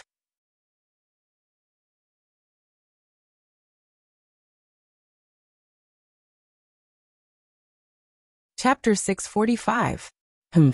If you want to take advantage of us, then you should be prepared to be swallowed by us. Yang Chendong's eyes flashed with wisdom. If the Mongol army did not have any intentions of attacking them, he would not spend so much effort to deal with them. However, since they had such thoughts, he could only give them a taste of their own medicine. What Mongol background? This might be able to scare the Nuzan, but it was not enough to enter Yang Chendong's eyes at all. If they made him unhappy, he could also deal a heavy blow to the Mongol army. As long as General Bagan wanted to deal with him, the mercenaries would not hold back in the slightest. In this regard, Yang Chendong had already made preparations. 2 days was more than enough for him to complete his plan. The Nuzan cavalry was actively making preparations. It was not that Borte did not think that the 5-star army would resist, but in his opinion, the Nuzan cavalry was the strongest cavalry in the world. If they really fought, even the Mongol cavalry would not be their match. There was no way they would lose this battle. If they succeeded in their surprise attack, the battle would be over in less than 2 hours. On the other hand, the problem was Bagan's 2,500 cavalry. If this person interfered, it would be troublesome. As a precaution, Borte purposely left General Huilibu behind and gave him 1,000 cavalrymen to keep an eye on Bagan. Once Bagan made a move, he was to restrain him. Although they didn't have the advantage in numbers, they didn't intend to severely injure Bagan. As long as they could keep Bagan in the vicinity of the town, they could wait until the 5-star army was completely annihilated. Bagan would then tactfully become obedient. As a result, they only sent 3,000 cavalry to fight the mercenaries. Hulu was the vanguard, while Borte led the middle. Regarding this, Yang Chendong was not very clear. After all, the scouts he sent out only knew that the Nuzan cavalry had a mission. As for what the mission was, they would not know until the morning of the day after tomorrow. But whether it was 3,000 or 4,000 enemies, Yang Chendong wasn't afraid. It was just a defensive battle. Even if Borte and Bagan joined hands, he wouldn't be afraid. Time passed bit by bit. On the surface, the 5-star army did not make any movements during the day and seemed to be waiting for the transaction 2 days later. However, as soon as night fell, the army began to get busy. Ding Shan's direct cavalry regiment was also responsible for the role of sentry posts. They would chase away the Nuzan cavalry who were responsible for scouting until the sun came up, and they would only let them in again after daybreak. This practice did not arouse the suspicion of others. After all, everyone was afraid of being attacked at night. For the sake of safety, the vigilance at night was stricter than during the day. This was understandable. Therefore, this matter was only reported to Borte symbolically. Nobody paid any attention to it. They were completely unaware that a large number of mines had been quietly buried in the front of the mercenary camp. A portion of these mines had been modified by Crimson City's ordnance stones in the later stages. They were called passive detonation mines, or passive mines. These mines weren't very powerful, but they could be used to deal with cavalry. They played a role in disrupting the morale of the troops. The biggest difference between passive mines and active mines was that the latter would explode when stepped on, while the former required a long rope to detonate. This could greatly ensure that the mines wouldn't hurt their own people. This was the new technology of the time. For example, the Great Ming Dynasty had already had mines. They buried a type of gun underground. When stepped on, it would detonate. The lethality wasn't very high, but it was enough to give people a headache. The appearance of passive landmines had indeed greatly improved this technology, ensuring that mercenaries could continue to advance in this era. In the future, as they continued to develop, remote-controlled landmines would also appear, which would greatly increase the distance of detonation. That would be the true power of this technology. While burying the mines at night was one thing, cavalry soldiers were also quietly sent out. They left the camp and disappeared into the night. In just 2 nights, the original Windchaser Cavalry Regiment, Cold Vanguard Regiment, and 2 auxiliary battalions had all left. The only ones remaining in the camp were Yang Chendong's 4 auxiliary battalions. Regarding Yang Chendong leaving so few soldiers by his side, both Windchaser Regiment and Commander Wuxia expressed their objections. Regarding this, Yang Chendong acted as if he didn't hear anything. He only instructed them to fight according to the plan. This was especially true for Wuxia's 3rd Regiment. This was their first time on horseback, and they had given up on the most advanced firearms. If they couldn't adapt well, the danger factor on the battlefield would increase by a lot. It wasn't that they couldn't use firearms on horseback, but they would definitely lack stability and accuracy. Therefore, Yang Chendong's request was that unless they were confident, they should fight with cavalry swords.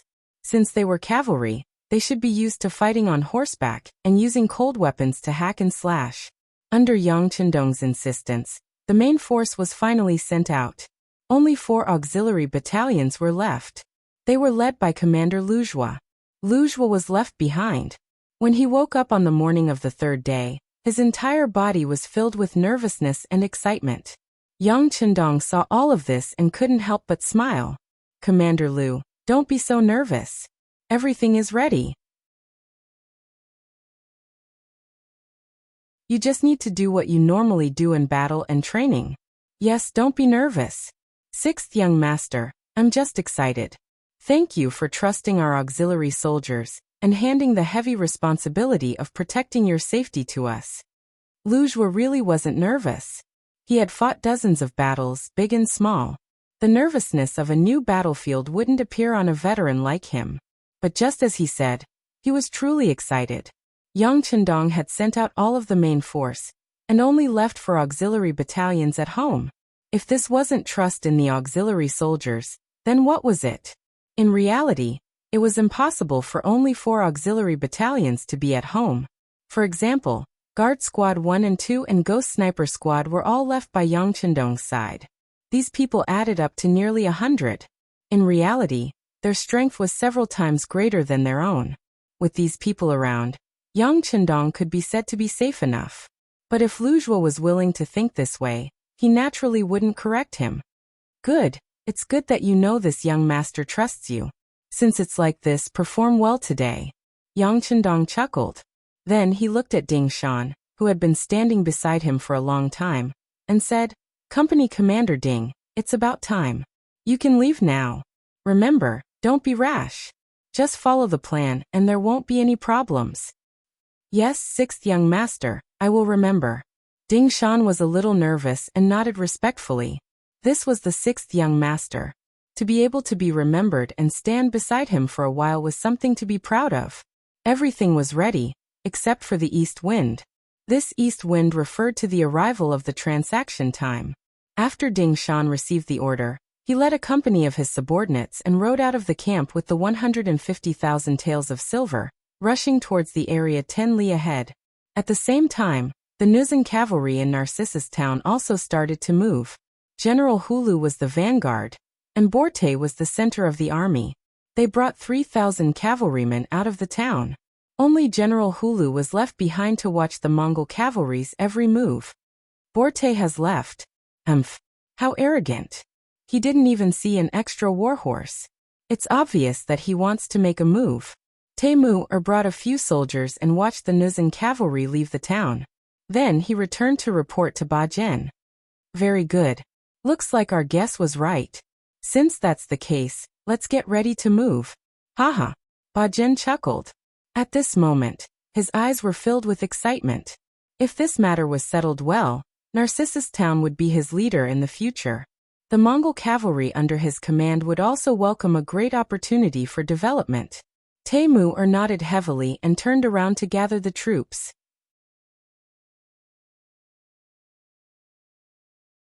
Previously, to prevent their intentions from being discovered by the Nuzan, they didn't even tell the cavalrymen that there was a battle mission today.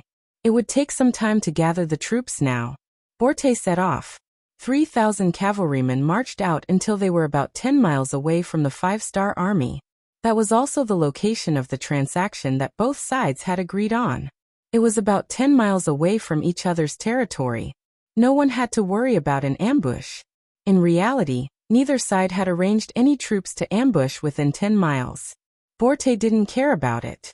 As long as his cavalry charged forward, what kind of enemy would be their match? Yang Chendong had prepared enough backup plans. He was worried that he would alert the enemy. Naturally, he didn't arrange any troops to ambush them at the location of the transaction. Therefore, when both sides appeared here in the dark, they were very calm. However, when Ding Shan looked forward and saw that General Hulu, who had drunk a bowl of wine with him, didn't even bring an extra warhorse, he couldn't help but frown. General Hulu, I've brought the silver. Where are the warhorses we need? Ha ha ha, the warhorses are right in front of you. We're riding on them. How about it? They're all good breeds, right? Hulu chuckled and said shamelessly. Hulu's vanguard was exactly 1,000 cavalrymen. It was the same as the 1,000 warhorses they had agreed on. Although the numbers were correct, Ding Shan didn't believe it. His expression turned cold as he asked, General Hulu, it's rare for you to drink to your heart's content. How can you be so unreliable? Since you don't have any sincerity, then we'll talk about it when you do. Let's go. Ding Shan was very decisive. He led the 100 cavalrymen and left without any hesitation. From how quickly they retreated, it was obvious that this wasn't a decision they had just made. They had been prepared for this for a long time.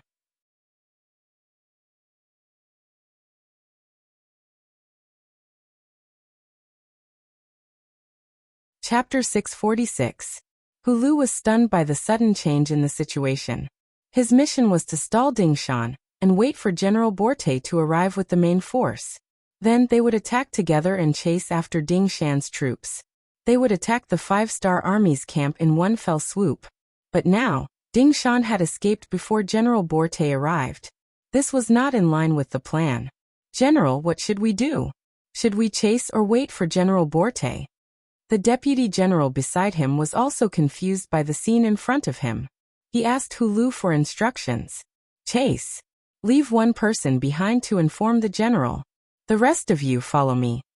Hu Lu, who was a straightforward person, decided not to wait any longer. Since there was a change in the plan, he would follow suit. Although 1,000 men was not enough, he was confident in the cavalry under his command. Even if the enemy was several times their number, they would still be able to fight and win. Leaving one person behind to inform the rear, Hu Lu led the 1,000 cavalry to chase after Ding Shan's 100 men. They shouted and screamed along the way, giving off the sound of their race's charge. Don't be too anxious. Maintain the formation and don't let them lose track of us. Riding on his horse, Ding Shan glanced back and sneered. He was the first to run, so he naturally had the advantage. As long as he was out of the range of the arrows, he would be able to complete his mission. The cavalry directly followed Ding Shan's left and right as they retreated back to the mercenary camp. After running for a while, they could see the camp in the distance. The 100 men immediately split into two groups, one on the left and one on the right. They gave up on the open space in the middle and returned to the camp. Far away from the camp, Yang Chendong and the 4 auxiliary battalions had been waiting for a long time. Behind them were the horses that were originally used for transportation. Now all the goods on them had been unloaded. From afar, it looked like there were war horses everywhere. Young Master, Commander Ding is back. Tiger's Mane pointed forward with a confident smile on his face. Hu Lu, who was in the middle of chasing, saw the prey in front of him split into two groups. He was stunned at first, but then a look of disdain appeared in his eyes. Humph, you want to split up my troops? I won't fall for your trick. Come on, let's charge together. Hu Lu didn't seem to be fooled. He continued to charge forward with his 1,000 men. As the war horses continued to advance, they were getting closer and closer to the mercenary camp. 3 miles, 2.5 miles, 2 miles. When they finally reached the distance of 2 miles, deafening roars suddenly rang out beside the charging Nuzan cavalrymen.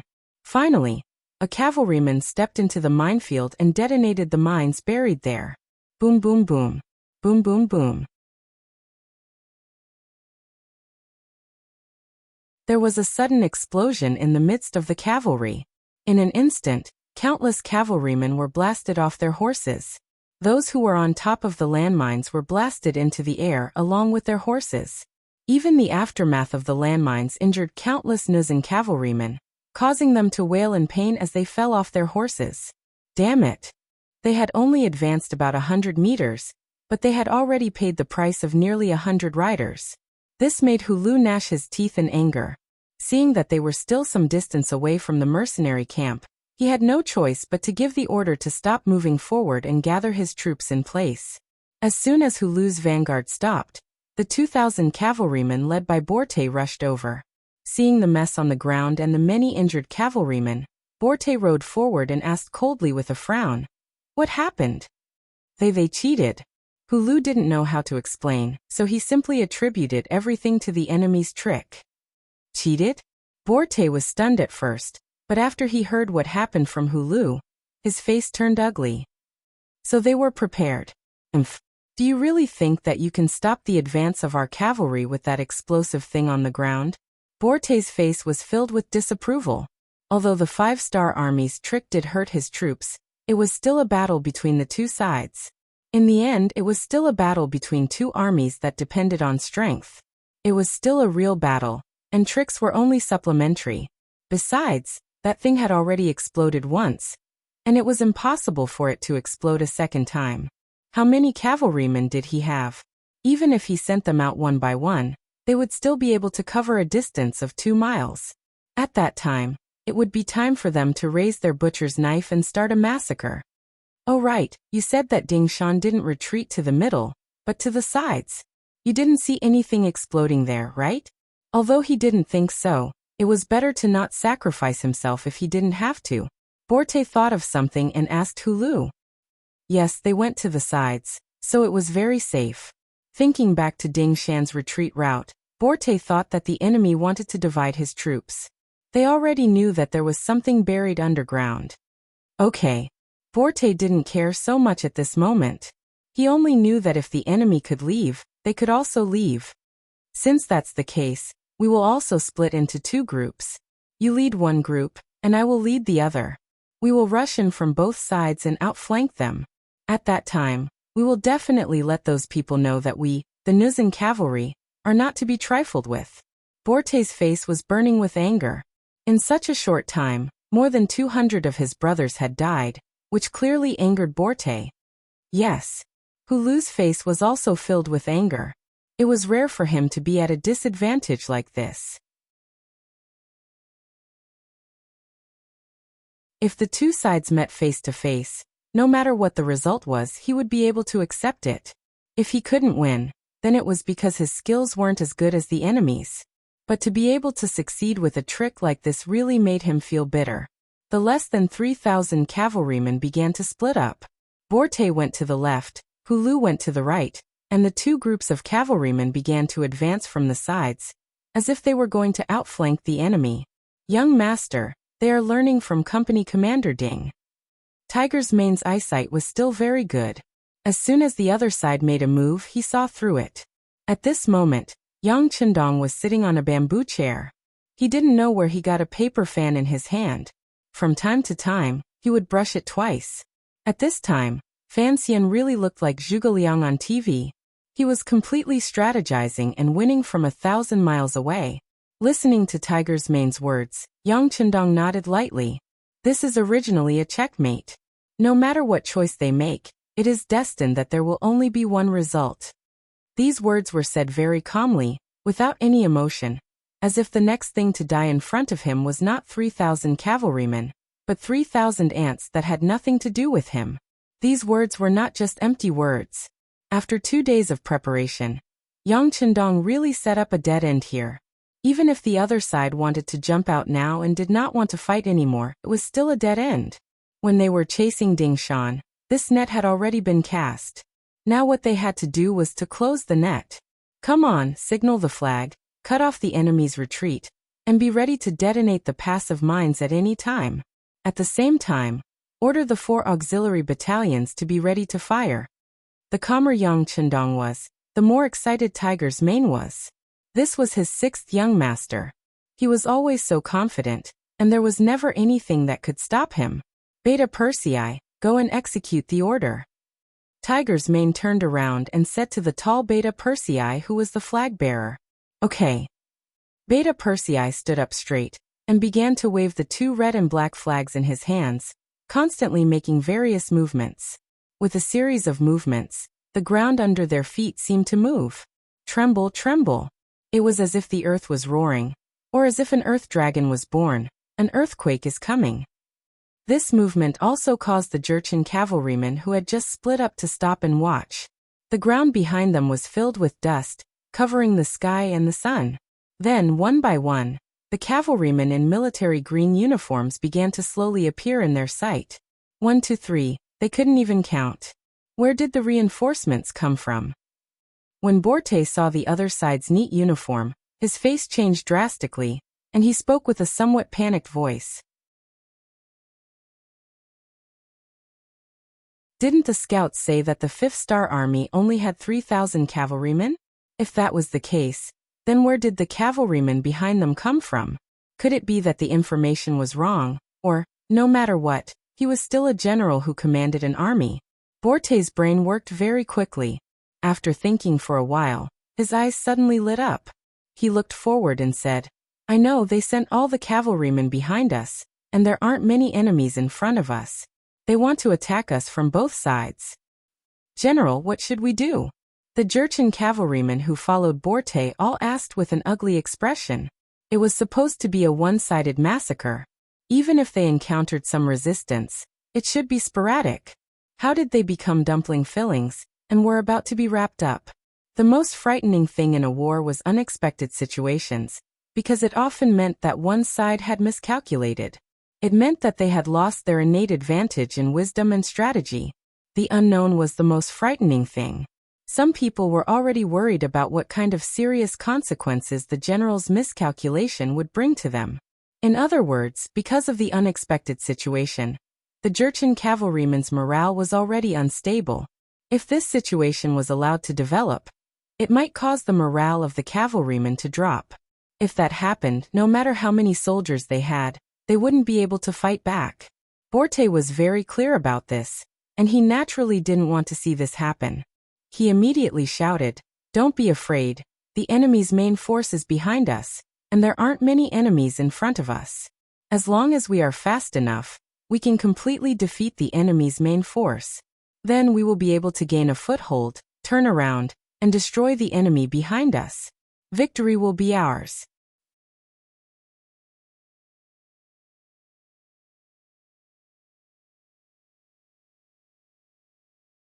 Chapter 647. Victory belongs to us. A few of the centurions behind Borte shouted in unison. Their shouts did indeed stabilize the morale of the troops.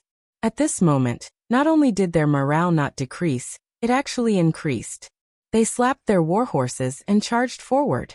In their eyes, it was only a distance of 2 miles. They could reach the enemy with a single charge. The choice of the Nuzan cavalry was equivalent to announcing that they had given up all paths of retreat. There was only one way, and that was to charge, and charge again. This choice naturally disappointed the cavalry division, the 3rd Regiment of the Cold Vanguard, and the 2 auxiliary cavalry battalions. This also meant that they had no chance of fighting a tough battle. This was especially so for the cavalry division led by Windchaser. They wanted to perform well and fight the legendary Nuzan cavalry head-on. But now, all their hopes were dashed. Even so, they had no intention of stopping. Instead, they continued to advance until they reached the place where Borte and Hulu were standing. Then they took up their positions. Close to 3,000 cavalrymen lined up in a row. Each of them held a bow and arrow in their hands. They were ready to shoot, not allowing the enemy to retreat to their front. The cavalrymen no longer felt any pressure. At this moment, all the pressure was transferred to the battlefield. Lu Zhua, the commander of the auxiliary troops, who had long been prepared, shouted out his orders. His 4 battalions of 1,600 auxiliary soldiers all held their Type 81 rifles in their hands and prepared to shoot at any moment. "Everyone listen to my orders. Do not let any enemy within 400 meters of us go. Shoot."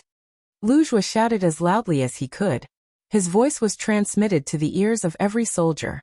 As soon as he shouted, a rain of bullets shot forward without stopping. It didn't look like it was going to stop anytime soon. The sound of gunfire was accompanied by an earth-shattering explosion.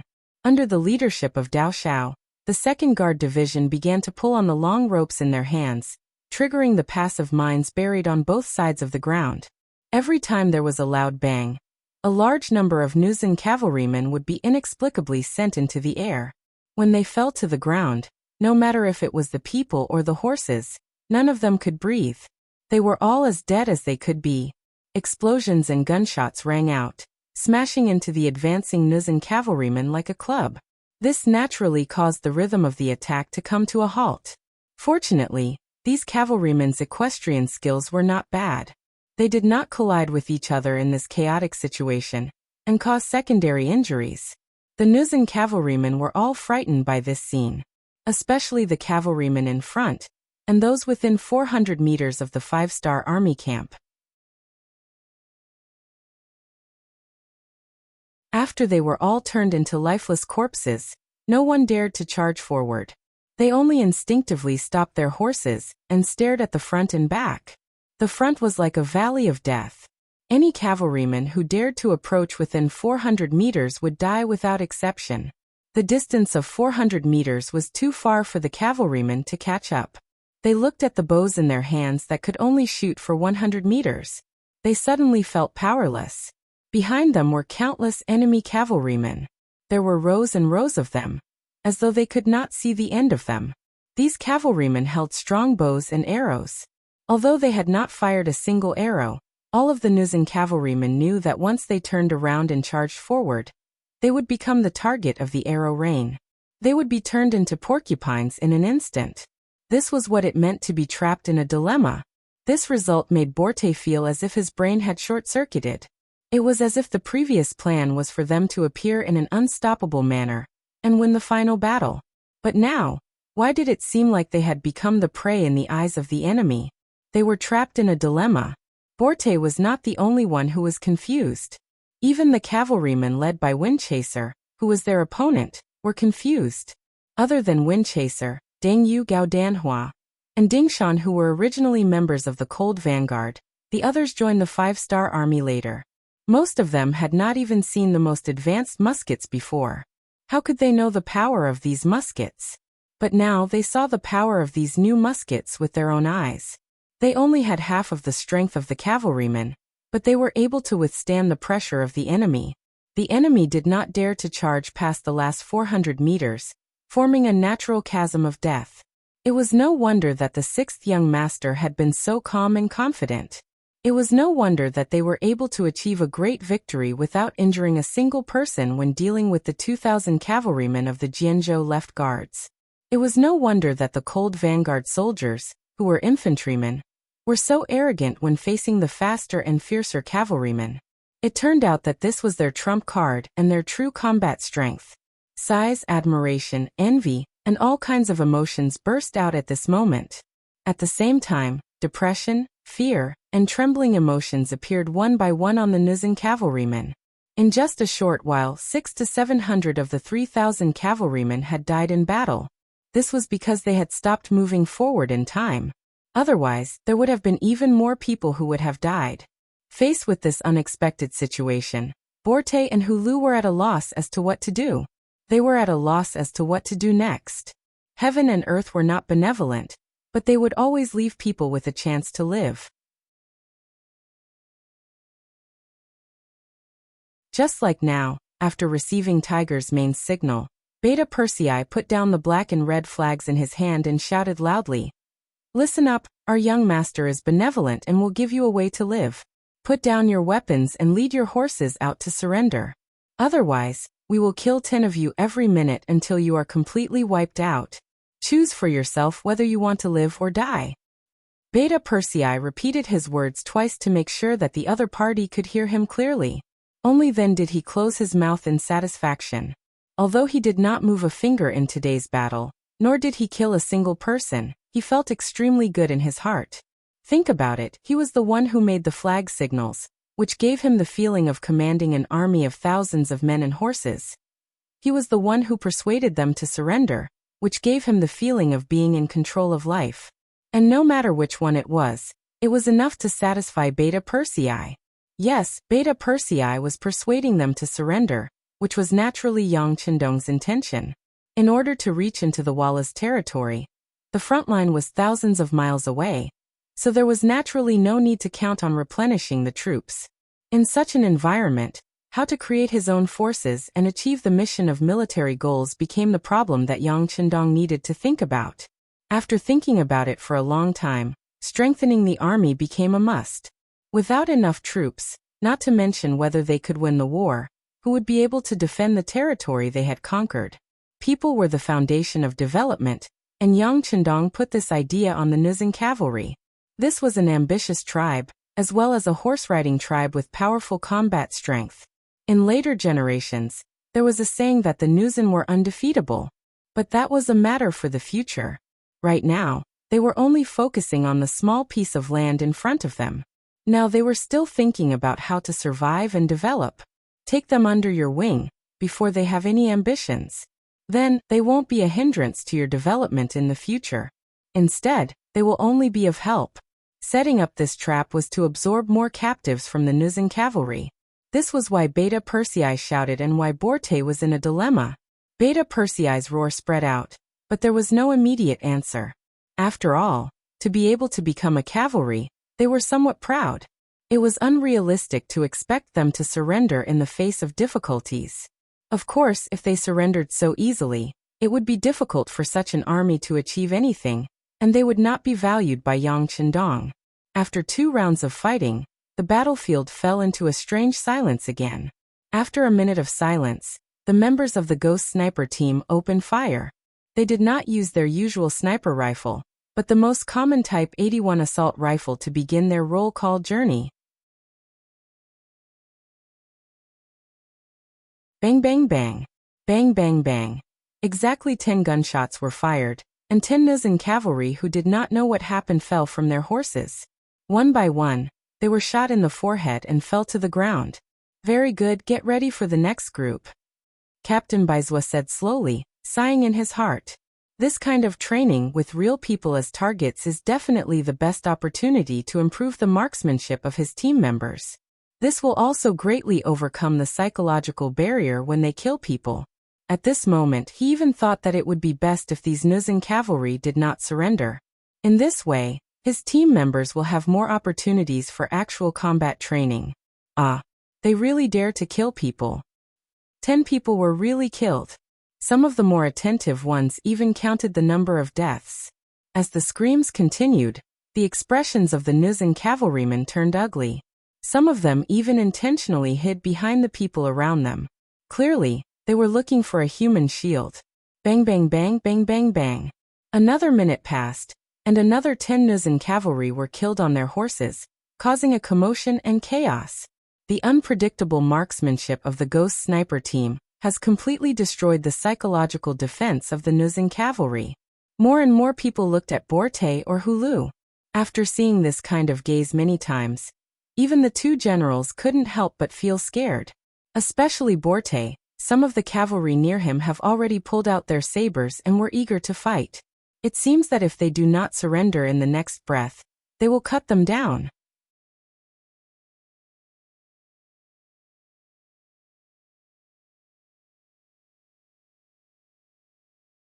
Chapter 648. What do you want to do? Feeling the dangerous atmosphere around him, Borte asked with a lack of confidence. It's true that he's a general, but in the face of life and death, he doesn't think that this identity is useful. No one said a word. More and more cavalrymen got closer and closer. Perhaps they know their general well. He's the kind of person who won't bow his head easily. It may be difficult to persuade their general to surrender. Since that's the case, it's better to tie him up or kill him. That way, no one can stop them from surrendering, or they can choose a way to live. We surrender. While the atmosphere around Borte was tense, Hulu on the other side had already made the final decision. Unlike Borte, no one dared to make any threatening moves towards Hulu. They just focused their attention on him. Just from this point alone, Hulu's position in the hearts of the cavalrymen below must be higher.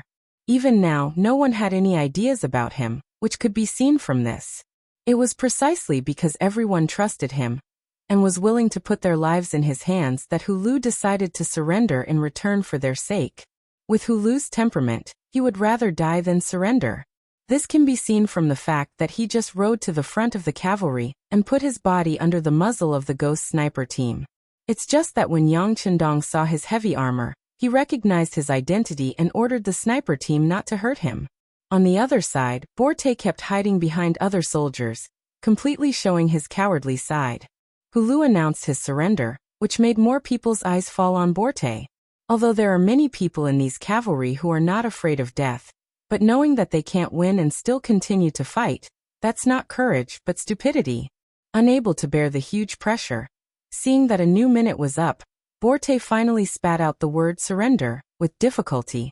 Hearing this, the Nuzan cavalry couldn't help but rejoice. In any case, they don't have to die, and no matter what kind of problem they will face next, is there anything more terrible than death? Since they all chose to surrender, the next thing was much easier. Everyone threw down their weapons and led their war horses forward. Every time a person came forward, there would be auxiliary soldiers who would tie them up with ropes. A total of 2,200 people had become captives on the battlefield. Commander Liu, I'll leave these captives to you. The rest will follow me into Narcissus town. Beta Persei, bring Borte and Hiru. The high-spirited Yang Chendong waved his hand. After a simple assembly, the mighty army rushed toward Narcissus town, which was 20 miles away. A tense standoff was going on in Narcissus town. The two sides were the 2,500 Mongol cavalry led by Bajen and Taimu, and the 1,000 Nuzan cavalry led by Huili Bu. Not long after Borte left the town with his 3,000 cavalrymen, Bagan and the others began to gather their troops. It took them a full 2 hours to gather their troops and prepare to leave the town. However, Huili, who had already received news of Borte's arrival, stopped them on the way out of the town. At the exit of Narcissus town, Huilibu had already set up a huge formation, blocking the path to the outside world. When Bajen and Taimur arrived, they saw this scene. Huilibu, what are you trying to do? Get out of the way. Taimur reprimanded loudly with a displeased look on his face when he saw that the road ahead was blocked. Why should I get out of the way? I'm here on General Borte's orders. As for you guys, go back to where you came from. I'm not riding on a horse when I return, he said casually as he dug his ears. The more casual Huilibu was, the angrier Taimur got. Why should we listen to you? This is the only way out of town. The road belongs to everyone. Do you think it's reasonable for you to occupy this place? Don't try to reason with me. My orders are to guard this place and prevent anyone from passing. Does anyone know? Of course, if anyone doesn't follow the rules, our general will definitely seek an explanation when he returns. Taimur, do you think you can withstand General Borte's anger? Even though they had fewer people than the enemy, Huilibu was still very confident. He usually didn't argue with Bajen and the rest because he considered the Mongolian army's background. He considered the fact that the combined forces of the two sides were even more powerful. Even the Baiming army wouldn't dare to underestimate them. However, if they were to take the initiative to look for trouble, it would be a different story. Do you really think we're afraid of you? Men, draw your cavalry swords and prepare for battle. Taimur was also a hot-blooded man. How could he be so scared that he didn't dare to move just because of the other party's threat? As he spoke, he drew the saber from his waist. Swoosh, swoosh, swoosh. The group of Mongolian cavalry followed suit and drew their weapons. It was as if they had no choice but to charge out if they didn't get out of the way. The situation became very tense. Huilibu had no choice but to put away his playful attitude. He straightened his body and drew his cavalry sword at the same time. Since Borte asked him to guard this place, he had to guard this place. As for whether the Mongolian army dared to attack, Taimur didn't have the final say. It was all up to General Ba. General Huilibu placed his hopes on Ba General soon. This person appeared. The moment Bajen appeared and saw the situation, he pretended to be angry and said, "What are you doing? What are you doing? We're friends with the Zhenren. How can you treat your friends like this? Put away your cavalry swords." As soon as Bajen appeared, he reprimanded Taimur. This made Taimur and the cavalryman beside him look dejected. However, since the general had spoken, no one dared to disobey. They could only put away their weapons with a wronged expression. After his subordinates put away their cavalry swords, Bajen turned to look at Huilibu and said, "General, what do you think of our sincerity? However, this time, we really have something to do outside the city. I hope you can make things easy for us." Huilibu wasn't very satisfied with Bajen's tone of negotiation. However, when it came to leaving the town, his expression became very serious. "General Bajen, it's not that I don't agree. This is General Borte's idea. You know our general's temper. If I dare to disobey, I'm afraid I will suffer a lot. General, please understand. Just wait here for a while. Actually, it won't be long before it ends." Huilibu was full of confidence. His tone wasn't harsh, but the meaning he expressed was unwavering. Bajen's brows furrowed together. With his current military strength, it was indeed possible for him to take care of Borte, but what if Borte returned with his army? Would he still be a match for him? Just because he wanted to earn some money, he would have to fight to the death with Borte. It didn't seem worth it. Most importantly, he wanted to see how much damage the five-star army could inflict on Borte with his warning. If the other party's strength was greatly reduced, then he would be able to take advantage of the situation. On the other hand, if the other party easily obtained victory, then it was best not to provoke them. Bajen shrank back. In front of Huilibu, he forced a smile and said, "All right, then I'll wait for General Borte to return before leaving the town." Secretly, he was waiting for the results. Of course, only Bajen knew why he was so weak. He was a Mongol, and he used the Mongol cavalry as a banner. However, in the eyes of the Mongol people, he was nothing. Even now, he hadn't contacted a real Mongol noble. someone who was willing to be his backer and speak for him. Others might think that he had a high-level Mongol background, but the truth was only he knew. Otherwise, he only needed to borrow 5,000 heavy cavalry from the Mongol cavalry, and dealing with Borte would be child's play. Ba Zhen stopped walking out of the town. Huilibu had a smile on his face and didn't say anything. However, in the eyes of the other Mongol cavalry, this was a completely different matter. They didn't understand. They clearly had the advantage in terms of numbers and combat strength, so why did they have to act according to the other party's wishes? They didn't understand. The confrontation had been formed just like that, and before Borte returned, it wouldn't end. Everyone had their own plans. This wait lasted for nearly 2 hours. Then, the ground began to tremble. As a qualified cavalryman, everyone knew that something had happened. Ha ha ha, General Borte must have returned with his army. The first to be happy was Huili. Even though he looked like he wasn't afraid of anything, he was actually very nervous. He was afraid that Bagan would suddenly attack.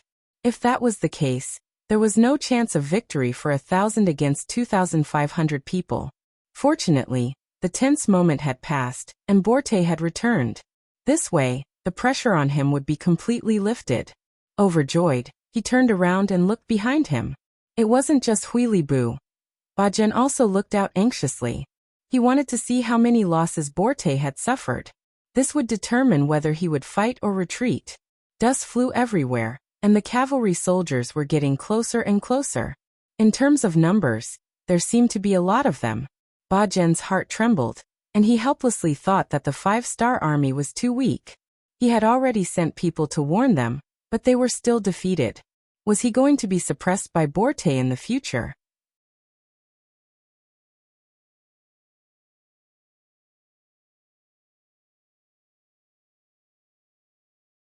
Chapter 649. Of course, Huili was in high spirits. When he saw the troops getting closer and closer, the first person he saw was Borte. He was overjoyed and shouted, "General, congratulations on your triumphant return." Retreat. Bagan also saw Borte at the front of the cavalry. He knew that he had lost his chance, so he turned around and left without hesitation. Bagan retreated, leaving only Huilibu and his cavalry at the town gate. He looked at Borte with an excited expression, waiting for the general to laugh arrogantly. It seemed that Borte would do this every time he won a battle. Huilibu knew Borte too well, that's why he was so hopeful. That's why he noticed something was wrong. In his eyes, Borte didn't laugh this time. Instead, he looked listless. If he observed carefully, he could even see the nervousness and fear on Borte's body. Something is wrong. Huilibu was smart and observant. When he looked carefully, he noticed that the people beside Borte weren't his guards. They were people he didn't know. That's why he felt that something was wrong. Congratulations on your triumphant return. The other Nuzan cavalry didn't know about this. When they saw Borte return with a large number of cavalry behind him, they naturally thought that they won the battle. They cheered happily. Huilibu chose to leave amidst the cheers. Although he didn't know why Borte acted strangely today, it was better for him to leave first for his own safety. If it was really a misunderstanding, he would appear in time. He believed that the general wouldn't blame him for this. Everyone was congratulating the general on his victory. No one noticed that Huilibu had left quietly. When the cavalry arrived at the entrance of the town and surrounded the 1,000 cavalrymen, Borte asked, "Where are you, Li?" "Huh." At this moment, everyone realized that their general was nowhere to be found. Unable to find his way back, Borte turned around to look at Yang Qindong, who was riding on a white horse behind him. "Don't worry about him. Tell the cavalry to put down their weapons and dismount." Yang Qindong didn't put a small Jurchen general in his eyes. What he was interested in was the 1,000 cavalrymen and 1,000 war horses. "Yes." Borte hurriedly complied, then glanced at the 2 muskets that were secretly staring at him. He turned around and ordered according to Yang Qindong's instructions. "Everyone listen up, dismount, put down your weapons and stand aside." Once the order was given, the 1,000 cavalrymen were stunned and didn't know what to do. It was understandable for the general to dismount. After all, it was a form of courtesy to dismount in front of his superior. But what the hell did he mean by putting down his weapons? What? Can't you hear my orders? Seeing that no one obeyed, Borte shouted angrily. He was really afraid. He was afraid that the muzzle of the gun behind him would suddenly erupt with flames.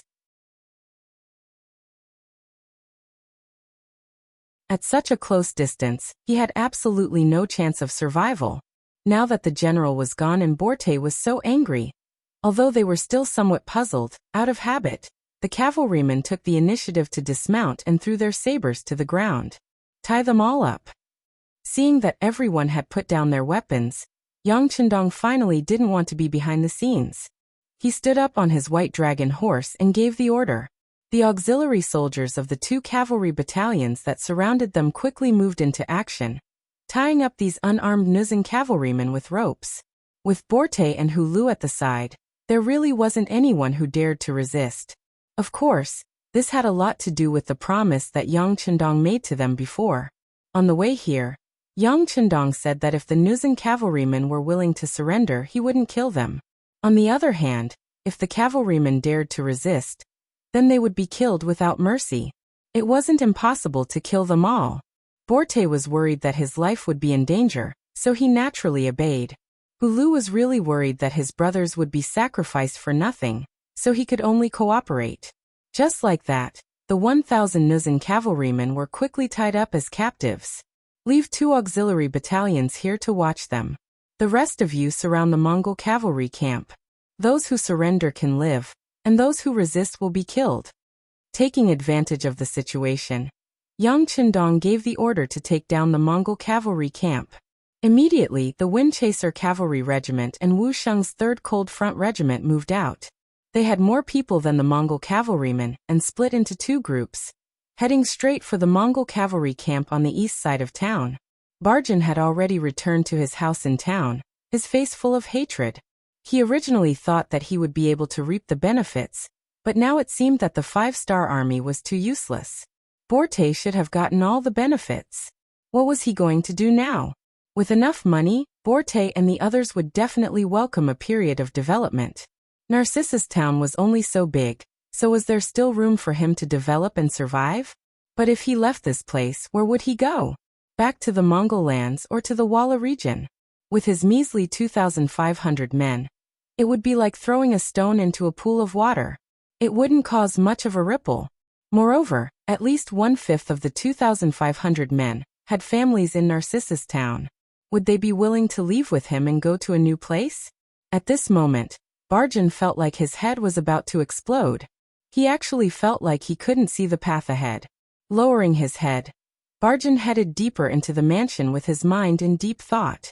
He needed a quiet environment to think things through. Swoosh! A curved blade suddenly appeared and was placed against his neck. The cold feeling made his body tremble involuntarily. He instinctively wanted to kneel on the ground.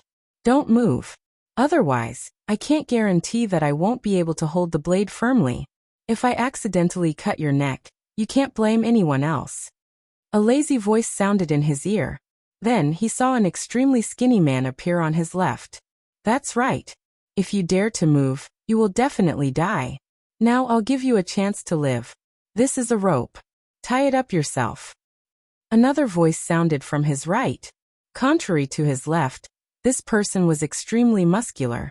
With just a glance, one could tell that he was at least 180 pounds. These 2 people were the members of the Wolf Fang Special Forces, Shouho and King Kong. Yesterday, the Wolf Fang Special Forces had been ordered to infiltrate Narcissus Town. Just now, they had used the opportunity when the Mongol cavalry was on the move to sneak into Barjan's house. They only needed to wait for the other party to turn around to take control.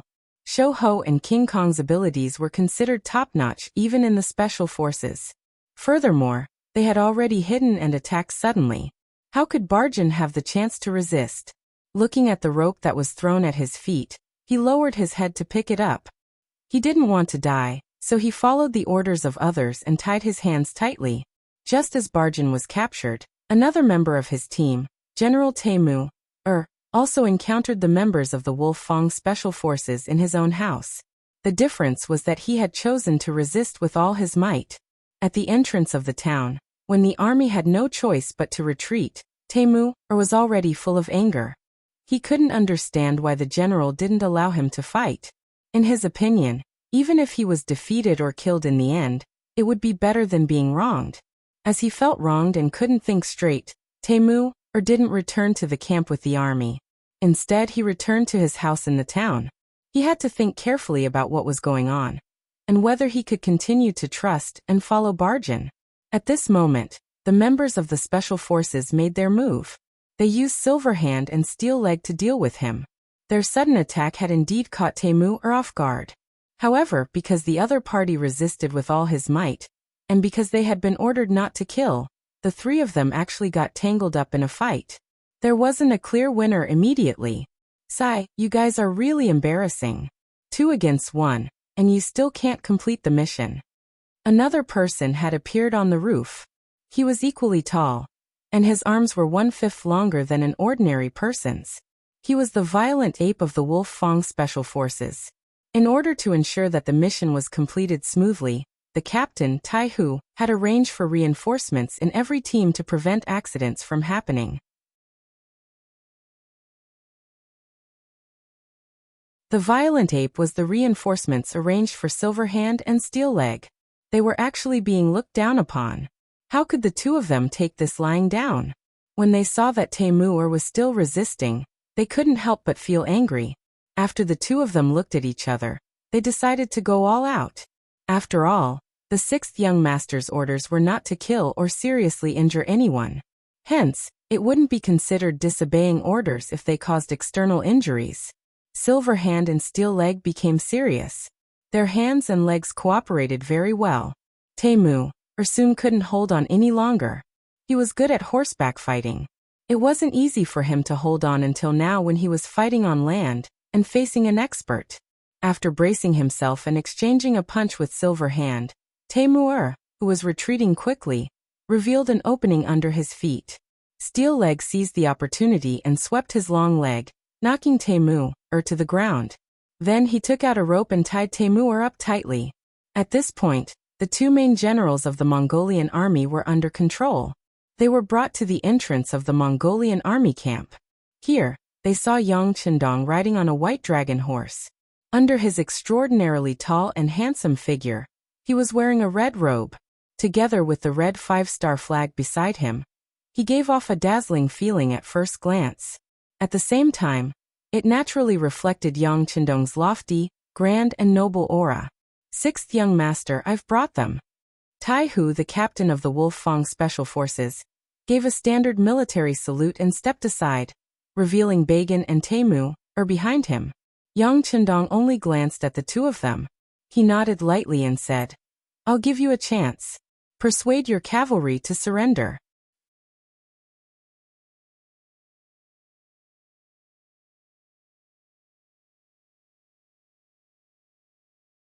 Chapter 650. He clearly needed their help, but now, he was saying that he was giving them a chance. How could the prideful Bagan and Temur accept it? After all, they were generals of an army. Why should I? After guessing Yang Chendong's intention, Bagan did not think that he was useless even though he was a prisoner. On the contrary, he wanted to raise conditions and benefits. You talk too much. Beta Persei, who was standing on his horse, snorted. Then he strode forward with a large demon head blade in his hand. Judging from the model of the demon head blade, it was probably similar to the one used by executioners. As he approached step by step, Bagan, who was tied up, looked worse and worse. You. What are you doing? Let me tell you, I'm a Mongolian. If you dare to touch me, you'll be making an enemy out of Mongolia. The consequences will be, Just as he was halfway through his words, an extremely mournful scream rang out. Along with the scream, a complete arm flew in the wind and was separated from the body. Then blood splattered everywhere, and the air was filled with the smell of blood. Bagan's left arm was chopped off from his body, and all this was because he was disobedient and said a few threatening words. Beta Persei, who had chopped off his left arm, acted as if he had done something very normal. Even his aura did not fluctuate. Instead, he said to Bagan in a very calm voice, "Our young master has said something, so it cannot be changed. Anyone who dares to provoke and question him will end up like this." Young heir's cold attitude frightened Bagan. Even though his entire body was in extreme pain, and he felt like he would faint at any moment, he obediently shut his mouth and didn't dare to refute Young heir's words. Young heir's cold attitude frightened Bagan. Even though his entire body was in extreme pain, and he felt like he would faint at any moment, he obediently shut his mouth and didn't dare to refute Young heir. Yang Chendong saw everything that happened in front of him. He did not even look at Bagan. When Bagan did not even dare to wail, he continued, "All right, now go and persuade your subordinates to surrender." He spoke slowly, unhurriedly, as if he was having a normal conversation. However, both Bajen and Temu remained silent. No one was an idiot. They knew that they were no match for him, yet they would still stand out and provoke him. Silence was a tacit agreement. Everyone followed Bajen and Temu, who were missing an arm and had bandages tied around their shoulders, towards the Mongol cavalry camp. Outside the gate of the military camp, the mercenary cavalry had already surrounded the place. Their guns and bows were ready to shoot, as if they would kill anyone who dared to resist. Within the military camp, the 2,500 Mongolian cavaliers also rode on their horses, as if they were facing a great enemy. They held all sorts of weapons in their hands. They had just returned to the barracks. Many of them didn't even have time to take off their armor before the situation changed drastically. They were surrounded in the barracks. This would save them the time to put on their armor. However, the Mongolian cavalry did not even think about it. Since the 5-star army could suddenly appear, they would have the time to launch a surprise attack on the camp. But he didn't do that. Could there be a reason? Of course there was a reason. Yang Chendong wanted to make more Mongolian cavaliers work for him. If they were to charge around like this, who knew how many people would die? These cavaliers could become the elite cavalry of the 5-star army in the future. It was best not to kill them if possible. This was the reason why they only surrounded and did not attack. The funny thing was that these Mongolian cavaliers thought that they had the power to resist and gathered together.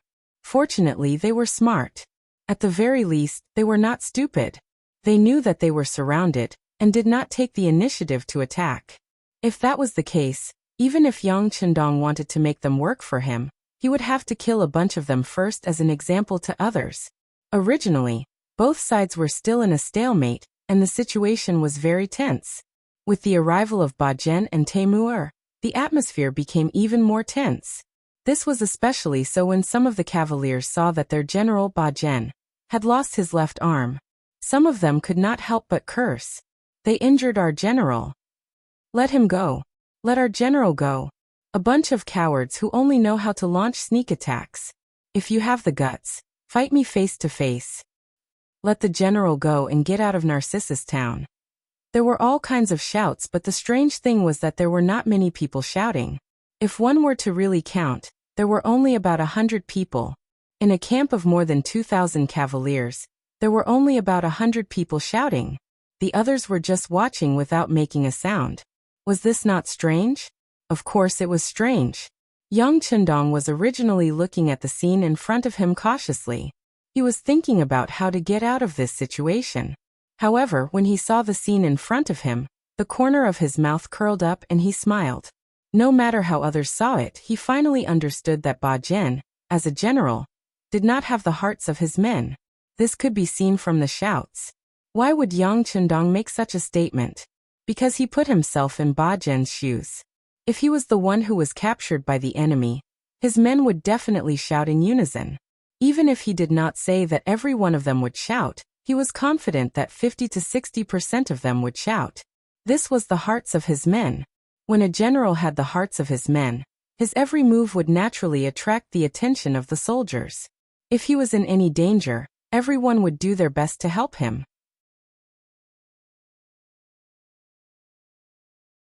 Even if they knew that they would be courting death, no one would back down. On the other hand, A general who did not have the hearts of his men could rely on his status to suppress others when nothing happened to him. However, if something happened to him, not only would no one save him, they would even want him to die. After having such thoughts in his heart, Yang Chendong did not act immediately. Instead, his gaze fell on Temur. He pointed at him and said, "Take him out and let him be in charge of persuading them to surrender." Beta Persei was in charge of this matter. He immediately nodded and stretched out his hand to pull Temur to his front. The man, who was about 80 to 70 kilograms, was lifted up like a little chick in his hands. He was then thrown out of the camp entrance. Listen to the young master and persuade them to surrender. This will not only benefit you but also the soldiers. General, are you all right? General, how are you feeling? The moment Beta Persei's voice fell, the Mongolian soldiers in the camp began to shout. Just based on the volume of their voices, there were close to 1,000 people shouting. This was enough to prove Yang Chendong's previous deduction. It also proved that in the hearts of these Mongolian soldiers, Temur's position was much higher than Bagan's. These were the lovable soldiers. Don't think that they were just obedient machines. No one knew better than them who treated them well and who did not. They had a scale to weigh them. When the soldiers shouted, Temur, who was tied up, furrowed his brows. Then he slowly shifted his gaze and looked at the 5-star army soldiers surrounding them. He looked at them for a long time. Then he let out a long sigh and looked very dejected.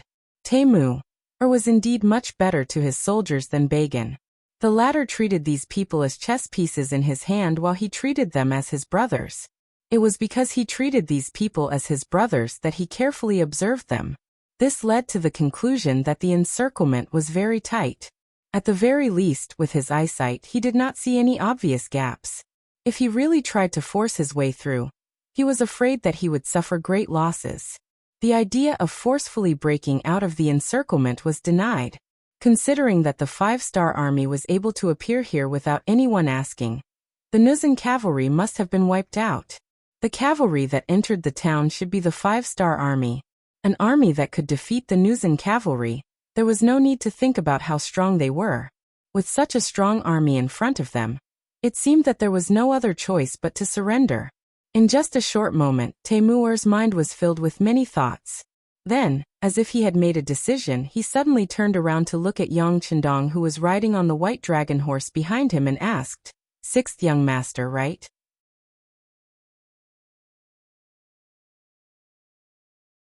"But I wonder if my brothers will be in danger if they surrender? If they will die sooner or later, why not fight now? At least they will die like men." Temur had no intention of hiding his thoughts. He asked directly. At this moment, he seemed to have disregarded life and death. At this moment, he had forgotten the fact that Bagan's left arm had been chopped off when he tried to bargain with them. Temur might have forgotten, but Beta Persei, who was standing beside him, did not. He coldly snorted and raised the ghost headblade in his hand.